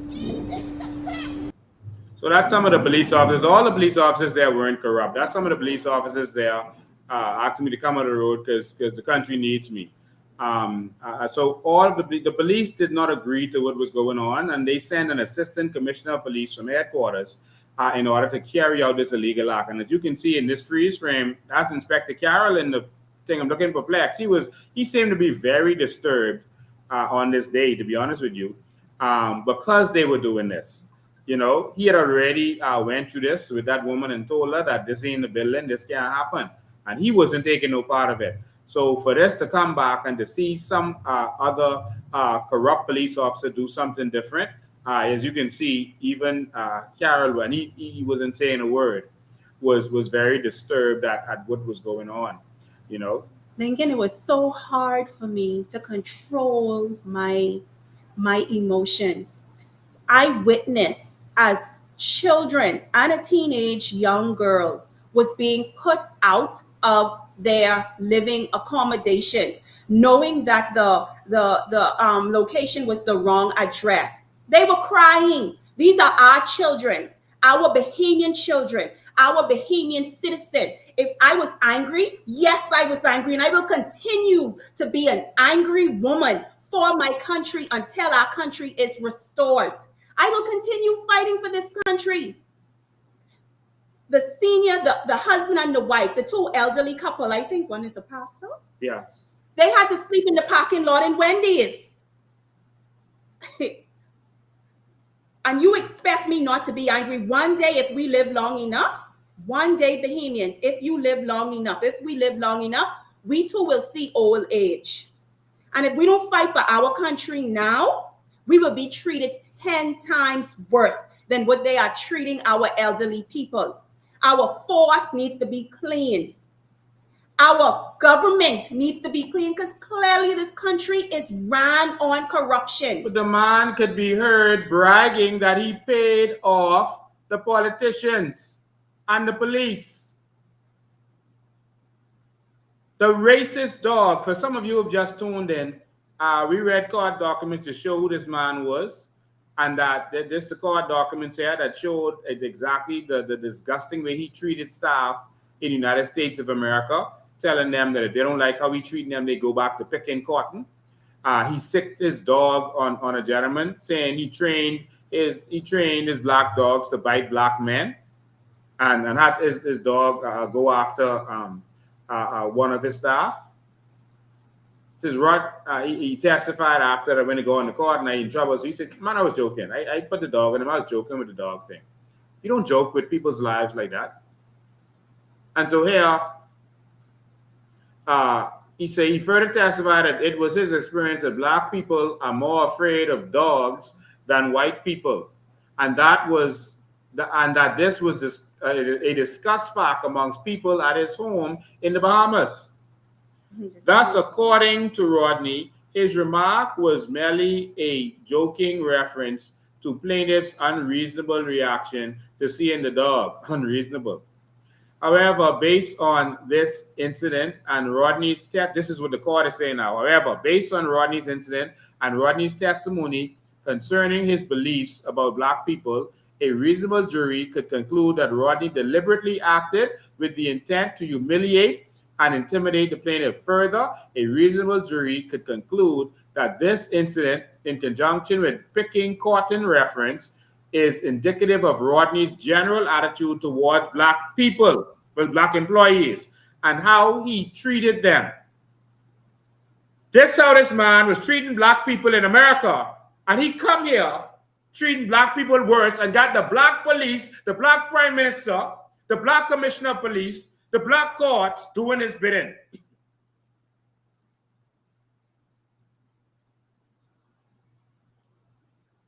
Now, the court only gave an order, which they did nothing wrong by giving the order. But the order is for a different building because he don't own this building. He bring documents for a different building and pass it off as this one. It says, hence, a reasonable jury could conclude that the defendant created a hostile work environment for the plaintiff that adversely affected his work performance, etc., etc. The plaintiff presented sufficient evidence to create a question of fact on his claim that he was not promoted because of his race. Proof of discriminatory treatment in violation of the Civil Rights Act may be established by direct evidence or by indirect or circumstantial evidence. Where there is direct evidence of unlawful discrimination, it is unnecessary to engage in a burden-shifting analysis. Direct evidence is evidence that, if believed, requires the conclusion that unlawful discrimination was at least a motivating factor in the employer's actions. However, where the adverse employment decision could have been based on both legitimate and legally impermissible reasons, a plaintiff in a direct evidence case must prove that he or she was qualified, etc., etc. All right? They talk about the comment of refuse to take orders from a black man and all this other stuff that went down. This is a racist pig. I'm not going to say this any differently. Please excuse me. Because when my people are being treated like dogs in their own country by their black government, who's supposed to look out for the black people, this is what angers me more than anything else.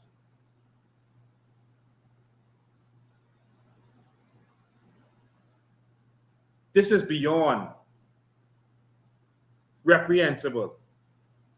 And so he came to our country, trying to tell our government what to do under the previous administration. That's why Brave them sucking up to him, I guess. Compass Point, and this is the Tribune, all right? Compass Point owners warns government to meet his demands. I'm serious. I'll shut it down forever. I'll shut it forever. He warning our government. He come over here and talking to our black people, our black government like they dogs. You know what some of his demands was? He wanted them to form a committee for business license for hotel. all right, a review committee, and he must be on it. He demanding that he must be on it. He also demanding that our government place police officers in his parking lot. You know, the parking lot across the road from Compass Point restaurant, the little hill, the little rise across the road. There's another restaurant there because he shut down. But he wanted our government to put police officers there for free. The government told them, Diagla at the time, Diagla said, listen, if you want police officers, just talk to the police association and they'll provide you with officers. He said he ain't paying. And he said, y'all gonna take my demands so I can fire these 60 Negroes. I got hired right here. Let's read this. This is who the PLP and the police is working for. Compass Point proprietor Lee Rodney yesterday doubled down on his threat to make the historic resort disappear if the government, read that for me, please, while I get some water. Where are we? Right here. The historic resort disappear if the government does not take credible steps to improve the ease of doing business. Mr. Rodney told the Tribune he felt his demands were reasonable given the Free National Movement's reform promises on the campaign trail. He suggested the government has not acted in good faith on those promises and further threatened the dismissal of properties, 60 employees on or before the next general election if we do not have legitimate discussions. Mr. Rodney said, at very least to make some changes, legitimate changes, then Compass Point will start the process of disappearing on or before election day. Quite simply, he continued, I'm serious if there is not at least legitimate consideration to making changes, the business will be gone. Not sold to another sucker, but gone. Mr. Rodney took out a full-page advertisement in the Tribune on Tuesday, detailing his anger over the perceived inaction by the FNM administration. Mr. Rodney purchased Compass Point as part of a 4-member consortium after it was shuttered from severe hurricane damage in 2004. The ad details an appeal for the establishment of a small group to compile recommendations for amendments to existing laws and regulations, with the inclusion of Mr. Rodney as a participant alongside a government representative as its chair. The FNM administration... All right, I don't want to go over that. So, in other words, he wanted recommendations for amendments to existing laws and regulations with inclusion of Mr. Rodney as a participant alongside a government representative as his chair. So in other words, you put me on this board, I come in and I take in control because you're all just black people who don't have no sense, and I got to be on this board to deal with hotels. This is the man coming to our country and telling the government. And this is who Philip Brave Davis running behind. You see that? He making demands. He coming here and treating us like Negroes on the slave plantation. And they will sell their soul for $1. Philip Brave Davis is like Stephen from Django, sucking up to this racist. Guess what he was demanding of our government? So while the Aguilar stood up to him, Philip Brave Davis is cowering to him.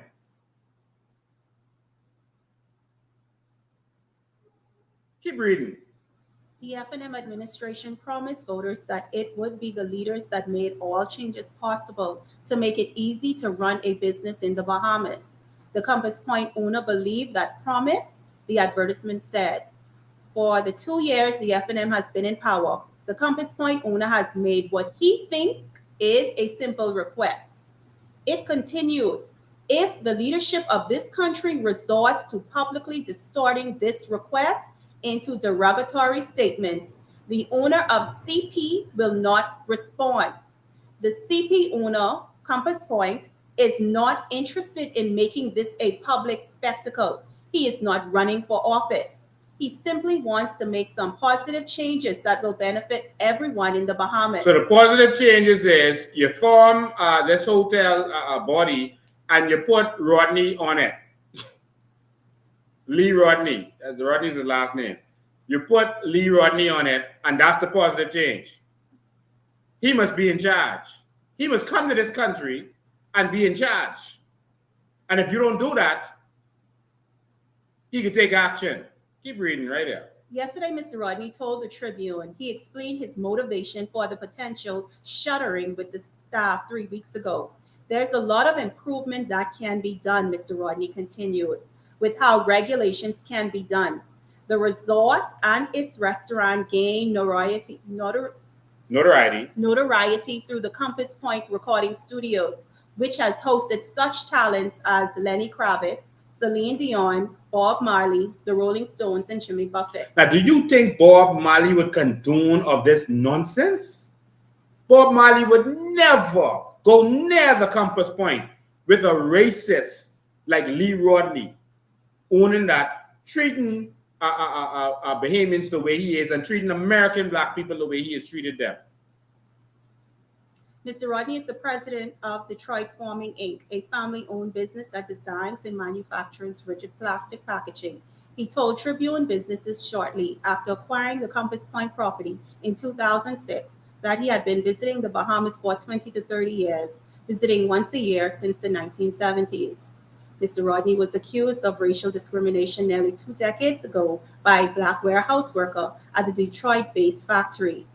Former employee Darrell Hall testified that Mr. Rodney told workers at a shift meeting they could go back and pick cotton if they didn't like the way he ran the company. The Michigan Court of Appeals felt the evidence was compelling enough to send the case to trial. However, Mr. Rodney said the claims leveled by a former friend were ultimately dropped. Mr. Hall also claimed Mr. Rodney said his dog had been trained to bite black men. Yesterday, Mr. Rodney explained to the Tribune that he was being sarcastic at the time and making a joke that referred to the racist generalization that black people were more afraid of dogs than white people. He noted it was a phenomenon commonly discussed in the Bahamas and widely held to be true. However, it was poorly received and used as evidence to bolster Mr. Hall's claim. He was denied a promotion due to his skin color. I thought he was my friend, Mr. Rodney said. I had worked with him for more than some 15 years. We loaded trucks together. He was being recommended to me for termination for doing a poor job. I was trying to meet with him to discuss how severe the claims against him were. Damn lying, trying to backpedal. Let me go back to this. There's something else I want to pluck out here. I want to see what he had to say when they said that statement about him. Let me see. I blow this up so you could see.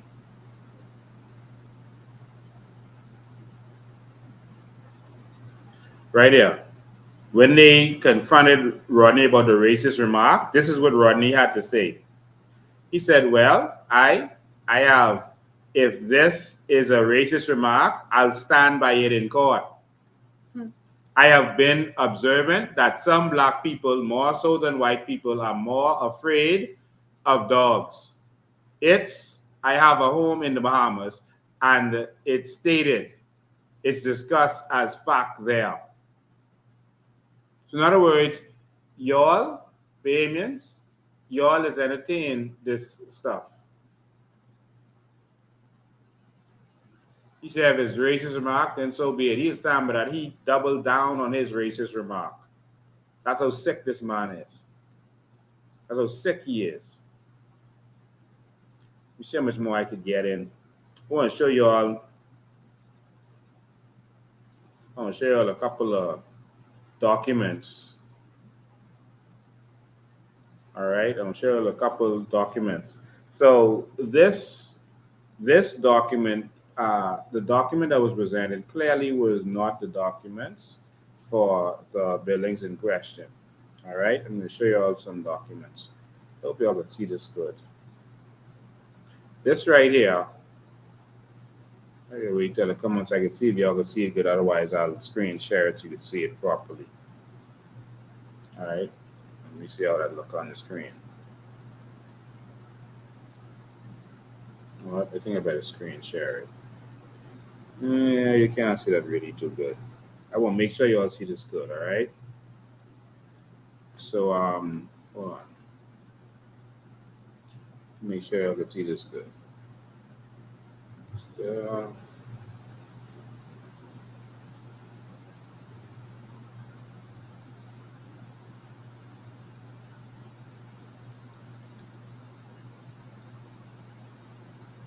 okay.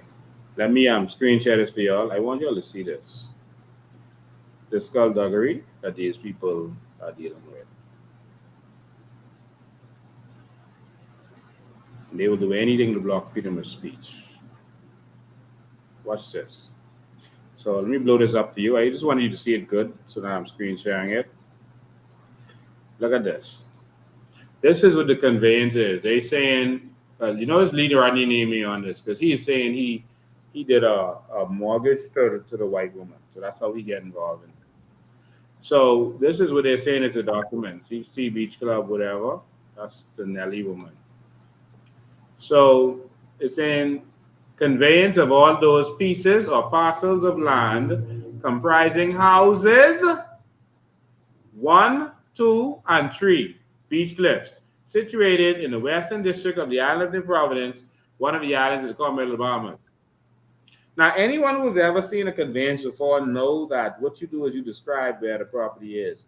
You say bounded on the north by the Atlantic Ocean, boundary on the south by the shopping plaza, 160 feet from east to west, and 70 feet from south to north. You describe the property. None of that here. Because they just try to put together something that they could pin. They could use this for any document on West Bay Street, call anyone the Cliffs, and just take it. Notice here, this document says conveyance of all those pieces or parcels of land comprising houses 1, 2, and 3 Beach Cliffs, situated in the west. Y'all see that? They say can't see it. Let me blow it up some more. Just let me blow it up on your screen. Oh, they say can see it. Someone said they could see it. Okay. I don't know if it's blowing up on your screen, but I blown it up. Oh, but it ain't blowing up for y'all. Okay. All right. So that's what the document is. Let me. Is there a way for me to blow this up?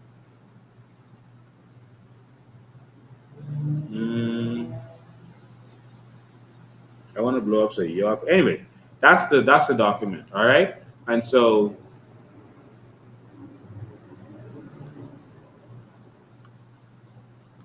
This is other document, say for house number 4 Beach Cliffs. So this is a different one for house number 4 Beach Cliff. And that building ain't condominium high, so it can't be covered with this, and ain't no houses there. All right? House number 4 Beach Cliffs. That ain't no house. But there's the problem. The Cliffs is next door. This used to be called Beach Cliffs, and now it's called the Cliffs after they renovated it. And that's next. That's like 4 buildings down. And so as you can see, they are definitely in the wrong place. This is sickening. And so what happened was for the court purposes, oh, you couldn't see it because I still had this thing on here when I did the screen share. I am so sorry about that. Let me just do that one more time for y'all. I am sorry. I made a mistake just now in how I was doing it. Sorry about that. Let me just pull that up. One more time. I'm sorry. I see what the mistake was. What I do? Okay. All right. Okay, let's do that again. So here's a document. Yeah, I was trying to blow it. I was wondering why it wasn't blowing up for y'all, but it should be blowing up for y'all now. Let's say conveyance of all those pieces or parcels of land comprising houses 1, 2, and 3 Beach Cliffs, situated in the western district of the island of New Providence, etc. All right. So I just want you to see that with your own eyes. All right. Now it's blowing up for you. All right. So that's what it says. So let's go to the next document. Sorry. Yeah. And then they had another document here. House number 4. All the pieces of parcel of land. So not no condo. Comprising house number 4. All right. So clearly it's the wrong one. Situated in the western district of the Island of Providence. That's it. So not even on West Bay Street. So any house number 4, they put Beach Cliff on, situated in the western district of the Island of Providence, one islands of the Bahamas. So they could go take any property with this. Because no house number on any of those condos is number 4. So they could use this same document to take any building in the western district of the Bahamas. Any building. So as we speak right now, And they have been doing that. So as we speak right now, both of those lawless foreigners are in this country they are now possessing this building that they wrongfully kicked Bahamian citizens out. All of their belongings, their personal belongings, has been taken out the house and thrown in the dump. This is where we are. And this is why I get so upset when we are dealing with these type of cases. Because when you do this to a family, you are now affecting not just them, but you're affecting their whole family, children's children. This is why our country is so behind. And what persons fail to realize, Bahamians are proud people. Even when we work in this country, we are not being paid what is rightfully ours. A lot of persons are owed money for the job that they have done. This is the Cliffs. There's 4 buildings next door. And so that's the actual document. I have an actual court document where these people were trying to steal, and the court ordered that they be arrested with these same properties that I questioned. It was owned by Caves Limited, and they formed a fake company called The Caves Limited and used that to try to steal these properties. I have the documents here, but we've been going so long and I want to open the phone lines, and I'll show you. If you want me to, you can tell me to show you, and I'll just show it to you. You know I got the documents. And so these same people were named. One of them was 90 years old, and they were trying to steal these properties in the Western District from black families, and they were ordered jailed, told to get off these black people families. It's court order. I have it. And that's what's been going on. And our black lawyers and our black politicians have been assisting them for some money, for a couple of dollars under the table. That's what's been happening in our country. We keep talking, but I want to open the phone lines to let you all get in on this conversation. How do you feel about what you're hearing? How do you feel about this corrupt action by the PLP? You know, it's like Philip Brave Davis. You know, Dr. Miles Renault said we would have gone 50 years forward or 50 years backwards. And it's clear we went 50 years backwards. You know, Brave Davis seems to love massa. He got the white attorney general to go on the farm to harass, in the well fields to harass the black people. He used a white police officer. I'm convinced now that Carol is not racist, but it's just ironic that they use, of all the police officers that they could use, could answer it. Okay, phone is ringing. Sorry, I had it on. Do not disturb. Okay, it's fixed now. I get you right now, Paul. Let's hold one sec. Of all the police officers they could use, they chose a white police officer to head that up. And then now they got a white minister of works to carry out their demolition orders. and to come out there and to put posters up against the Bahamians who are in the well fields. Is this the PLP? This can't be the PLP, what we were so proud of, standing up for the black people in this country. What has Brave Davis done? What has Chester Cooper done? Chester Cooper selling out the whole country, especially Exuma, to any foreigner who would come. And they calling that progress. While he's selling your news. Boy, he's so proud of Chester. He's selling everything. He got all the foreigners to come and we giving them everything we got. And what do we get? Jobs. Oh, Chester, you was a good Stephen from Django. All of us could be working for a foreigner. Let's go to phone lines. Good afternoon, you're live. Good night, my president. Good night, Miss Charlotte. How you guys doing? Angry. I am angry too because that evening when I helped someone drive. That evening when I saw all those, it was 3 black SWAT cars there. It was more before that. That was the second time when they came. And I saw them.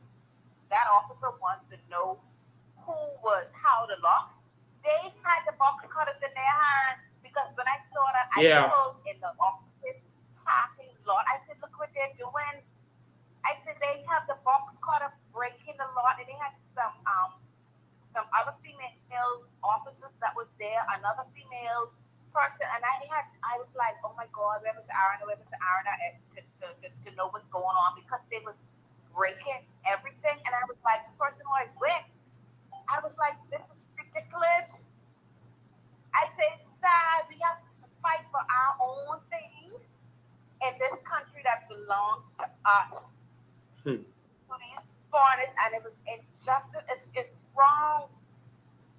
Bahamians need to wake up to fight for a new Bahamas because this government does not care. That's why so many cases are still in court because as the average Bahamian, they don't have the money to be back in court, and they give up. Yeah. And that's the sad part about it. Yeah. Then people disappear. Like I tell Bahamians, y'all is doing wrong. If you own a property and you have your documents, you don't take that person in court who's on your property. You do whatever you have to let them prove. But we do it the opposite way. They go ahead and put the person in court and the documents disappear and they be back in court, left, right, and center. That happened because that happened to my father. Wow. Documents disappeared and papers was in court from 1992, and this is 2024, and that matter is still existing today. Stop him from developing it from 1992. So, person said that Lee Rodney said that black persons don't deserve that building. They're selling it for $10 million in the video. I was saying 5.5 million. But it's 10. They have a sale for $10 million, and they are paying off whoever they have to pay off, apparently, to get this done. All right, that is too good for black people to own. They have the big sign, the big canvas sign on the side facing the water for sale. They already have it there.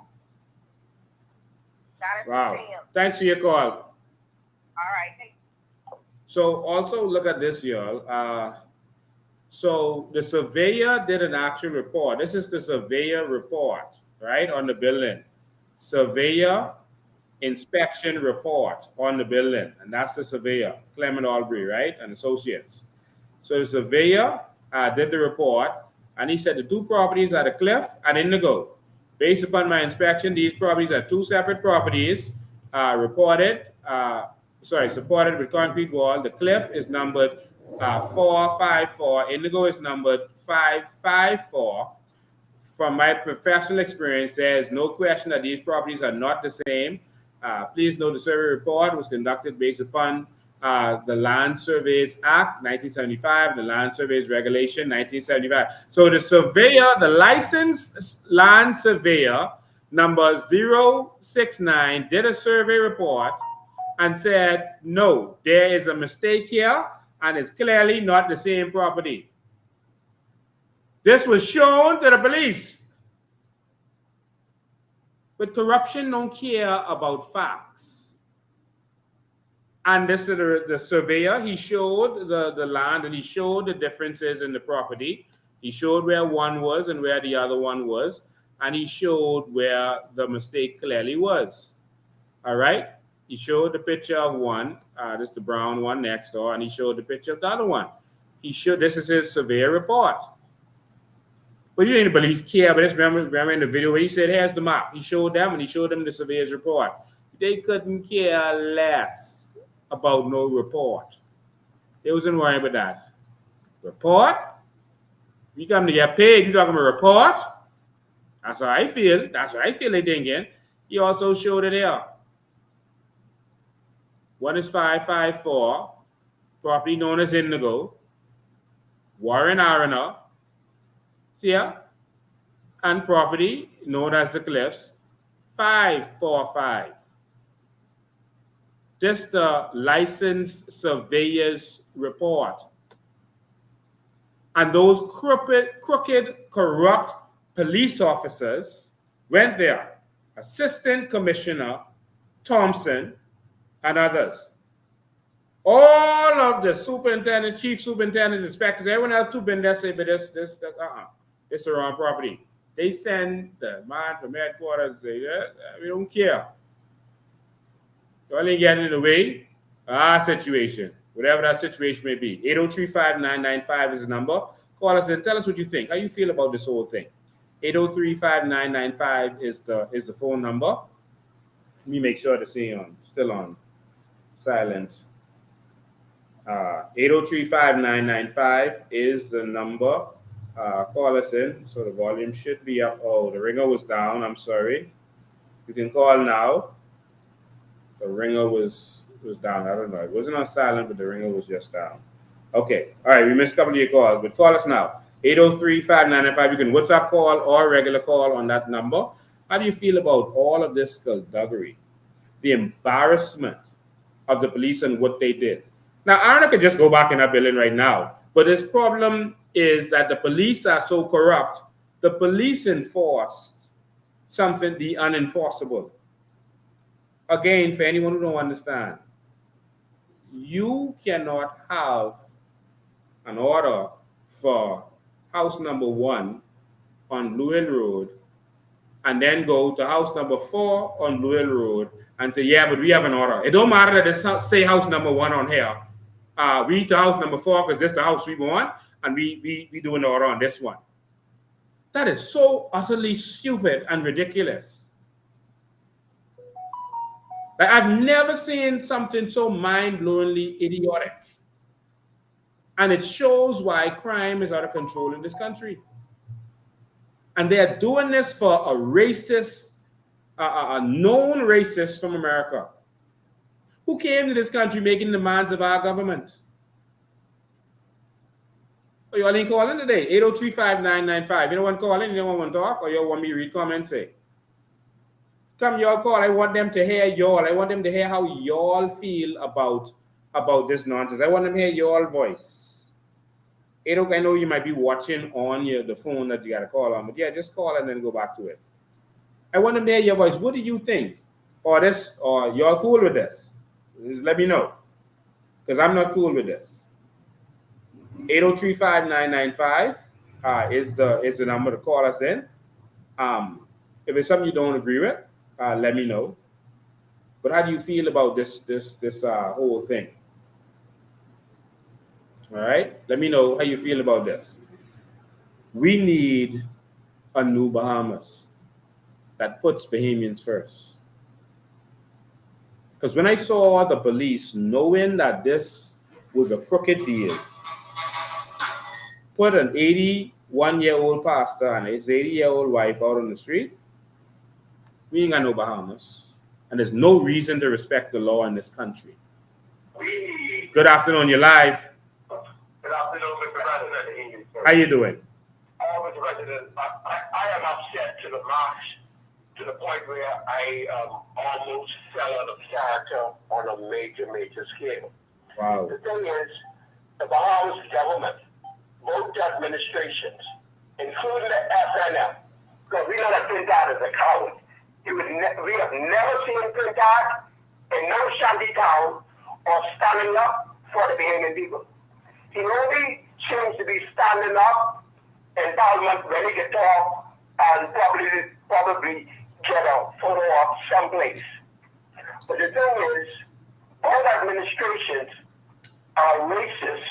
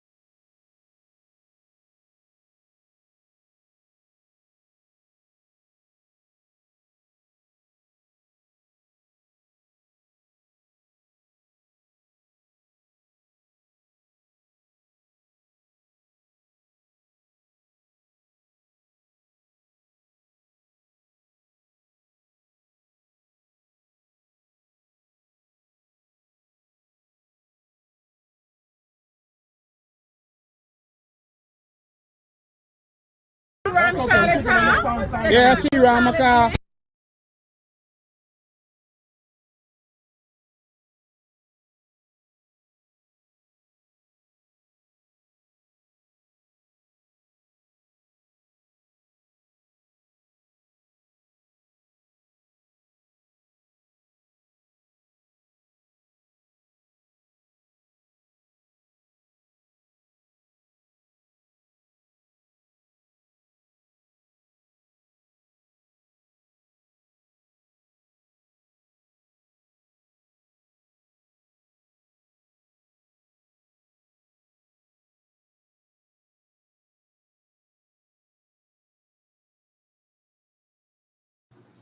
Thank you for your call, man. Excuse me. Yeah, we probably need to go pay this man's house a visit. Since he won't come to the elderly Bahamian's house and bring the police with him, we probably need to go pay his house a visit. I'm going to find out where he lives so we could go pay his house a visit. Probably have a little seance. What do you call the thing? Not the seance. Where a vigil. Have a vigil there at his house for those people who What is highly disappointing for me is the fact that after the lead security of this organization, along with myself, were done with you and your live, and we were leaving, this very same lady attempted to follow me home. She tried following me home. When I realized that I was being followed, instead of going home, I decided to take go in a different direction from my home. Again, she still proceeded to follow me. I then communicated with our head security, along with Mr. Lincoln Bean, where she was intercepted. And she deliberately 4 times reversed her vehicle into my car. 4 times she did that. And she mashed my car. I then went to the South Beach police station, where it seemed that she is already known. I reported her. I put in a statement. I also took photos of my car. The police came out and looked at my car. This happened about 7 months ago. They have yet to arrest her for this. Now, this very same woman, along with this white foreign man, has the police working for them. This was attempted murder. I told them what she did. I reported her. And now she is working with them and they are working with her.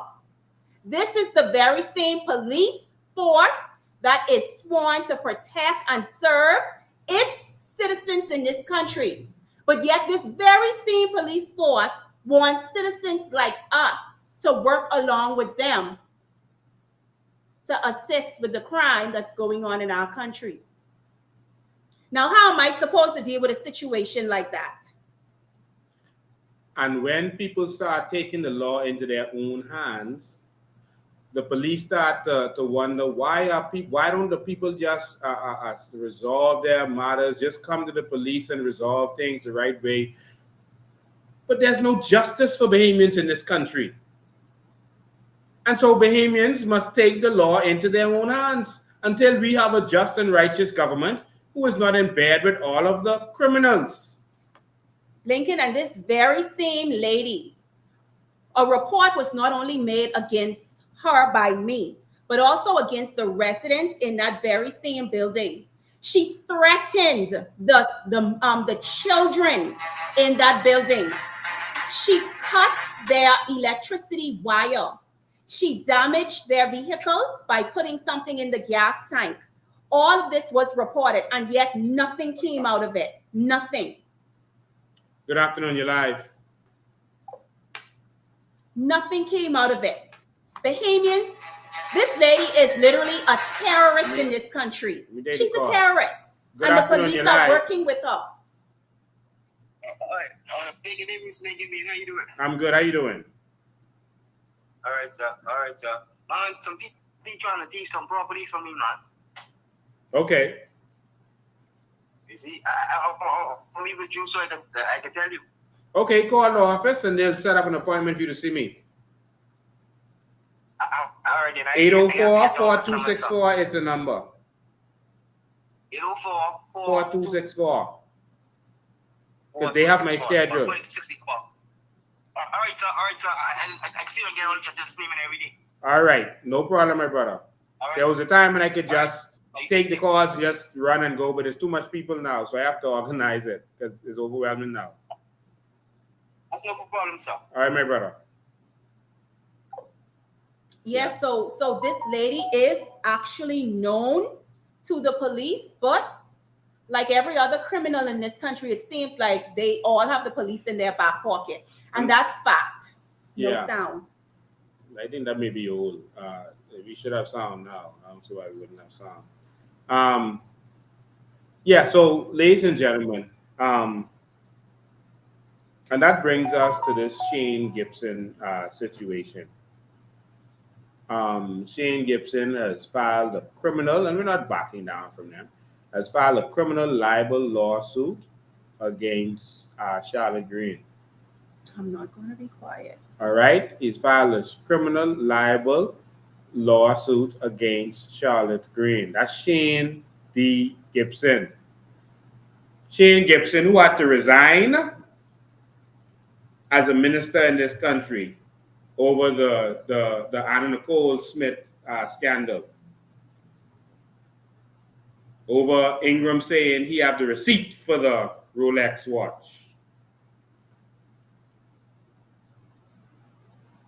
And other things that went down. That's Shane Gibson. Shane Gibson, in order for someone to defame you, you have to have a good reputation. That's the law.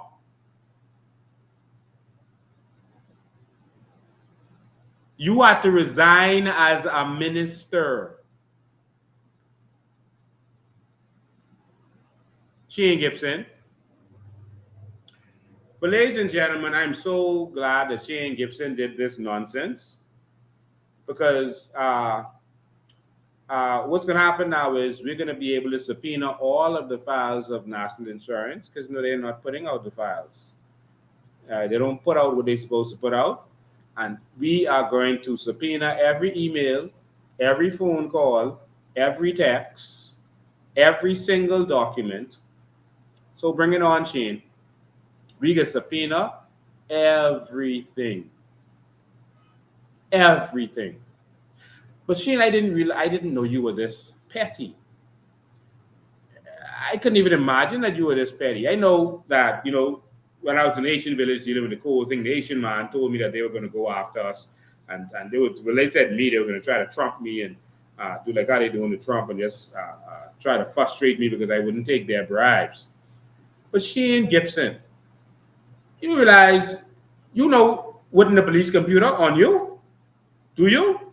I don't think he knows. And see, this country is so corrupt They feel like they could just slide out of anything. Well, we are not our parents or our parents' parents. Corruption and what is it? It's not going to scare us. It's not going to push us back. We know how the system works. We know who is in the back pockets. So I really don't want to know about you, Shane, but I want to know about NIB and what y'all been doing with our money. So thanks. We can subpoena everything. Everything. So we went to CID last week because they called and said that Shane had made a criminal complaint. He filed a report against Charlotte. So they said, come back in Monday at what time? 12? Mm-hmm. So anyone who wants to come to CID with us, you're welcome to join us. Well, I'm going to be at CID Monday at 12 o'clock. That's tomorrow at 12 p.m. And we'll be there in solidarity and in support. Shane Gibson, how much more do y'all want from the Bahamian people? How much more y'all want? Do y'all want blood from us? Y'all then benefit in every single way in this country. You go on from declaring $10,000 and a Ford Explorer to gated community and all kind of things else. What more do y'all want from Bahamians? Y'all want our voice now?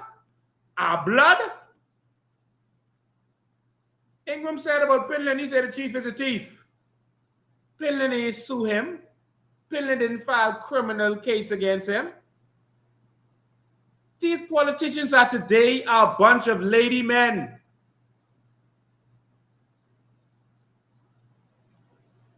They're a bunch of cowards, soft, using the police for their bidding. So now the police is doing the bidding of Shane Gibson, who just got another $2.5 million from the Bahamian people because he got away on a technicality. After all that money went missing at NIB. Now, I'm not saying this to sway y'all one way or another about a possible case, because if Charlotte is found to have done wrong, then she will pay. But I think she signed up for this to say what she had to say and be nailed to the cross. She has no problem with that. So I'm not saying this to convince y'all Shane Gibson right or wrong, or Charlotte Green is right or wrong. I am saying this to say, from a political standpoint, how much more y'all want us to take, man? This ain't about us convincing you that we right or wrong, Charlotte right or wrong, Shane right or wrong. Martin Luther King say, yeah, man, lock me up. Yeah, I know, I'm wrong. He said I'm wrong. I eat in the restaurant. I'm not supposed to. The amount of sins and crime and skullduggery these governments have done against the Bahamian people, and they want to run to CDU or CID for something that I said, bring it on. Because I am not stepping down. The truth will be told in this country. Too many people went out of this country and justice was not served. Too many people died in this country waiting on property, waiting on their land, only to be met with a how deep is the grave. That's the only property most Bahamians were able to have in this country. Our crown land. We cannot have access to it. We have to go and take it like we are some criminals. But she didn't get gated community. I'm not going to be quiet. You're taking away our voices. You're taking away our freedom of movement. It seems like you want to take away our lives. I will not back down. I will not.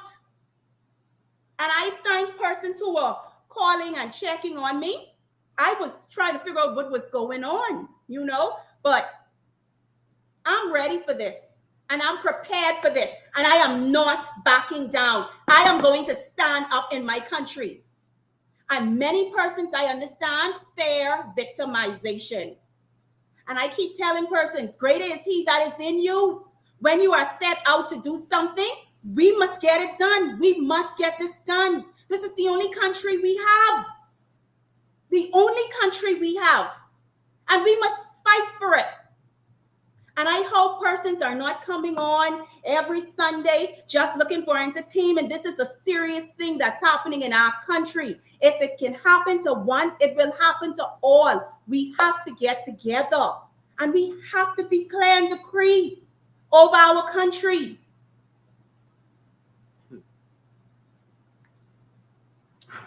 Ladies and gentlemen, thank you for tuning in. So tomorrow at 12, we're going to CID on Thompson Boulevard. You're free to join us, to stand with us. Sometimes this battle is a lonely battle, but we continue to stand up in the face of whatever it is. And there's going to be more. There's going to be more attacks, more lies, more slander.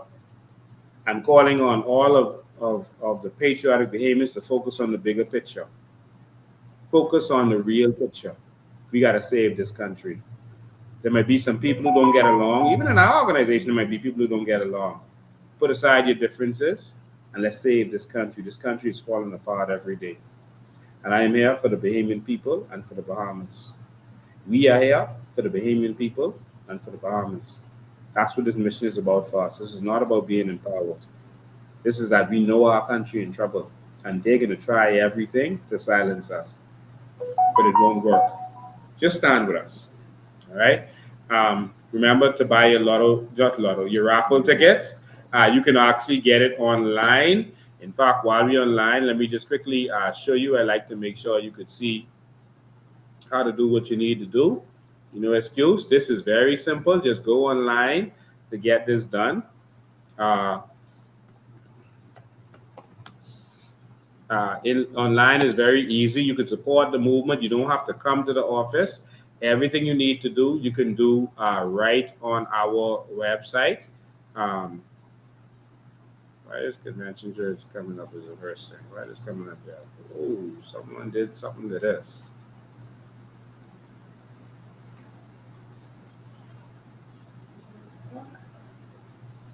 Okay.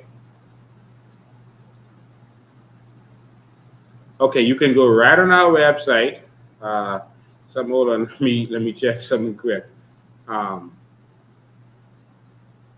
have too much cooks in the pot. You can go to you can go to our website and you can go to our website and you can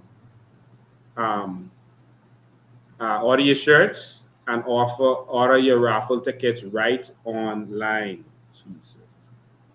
Right online, okay? So go right to our website and order your raffle tickets and order your shirts right online. And so it's very easy. Just go there right now and you can see your shirts, etc., etc. All right? Trying to look this up.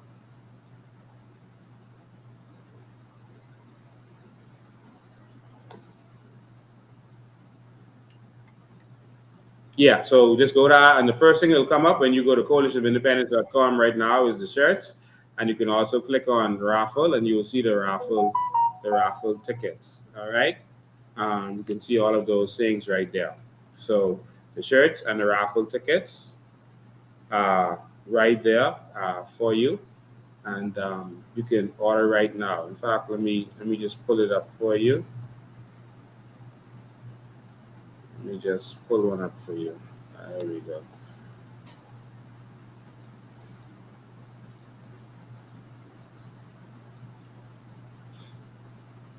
All right, let me just share the screen. Sorry about that.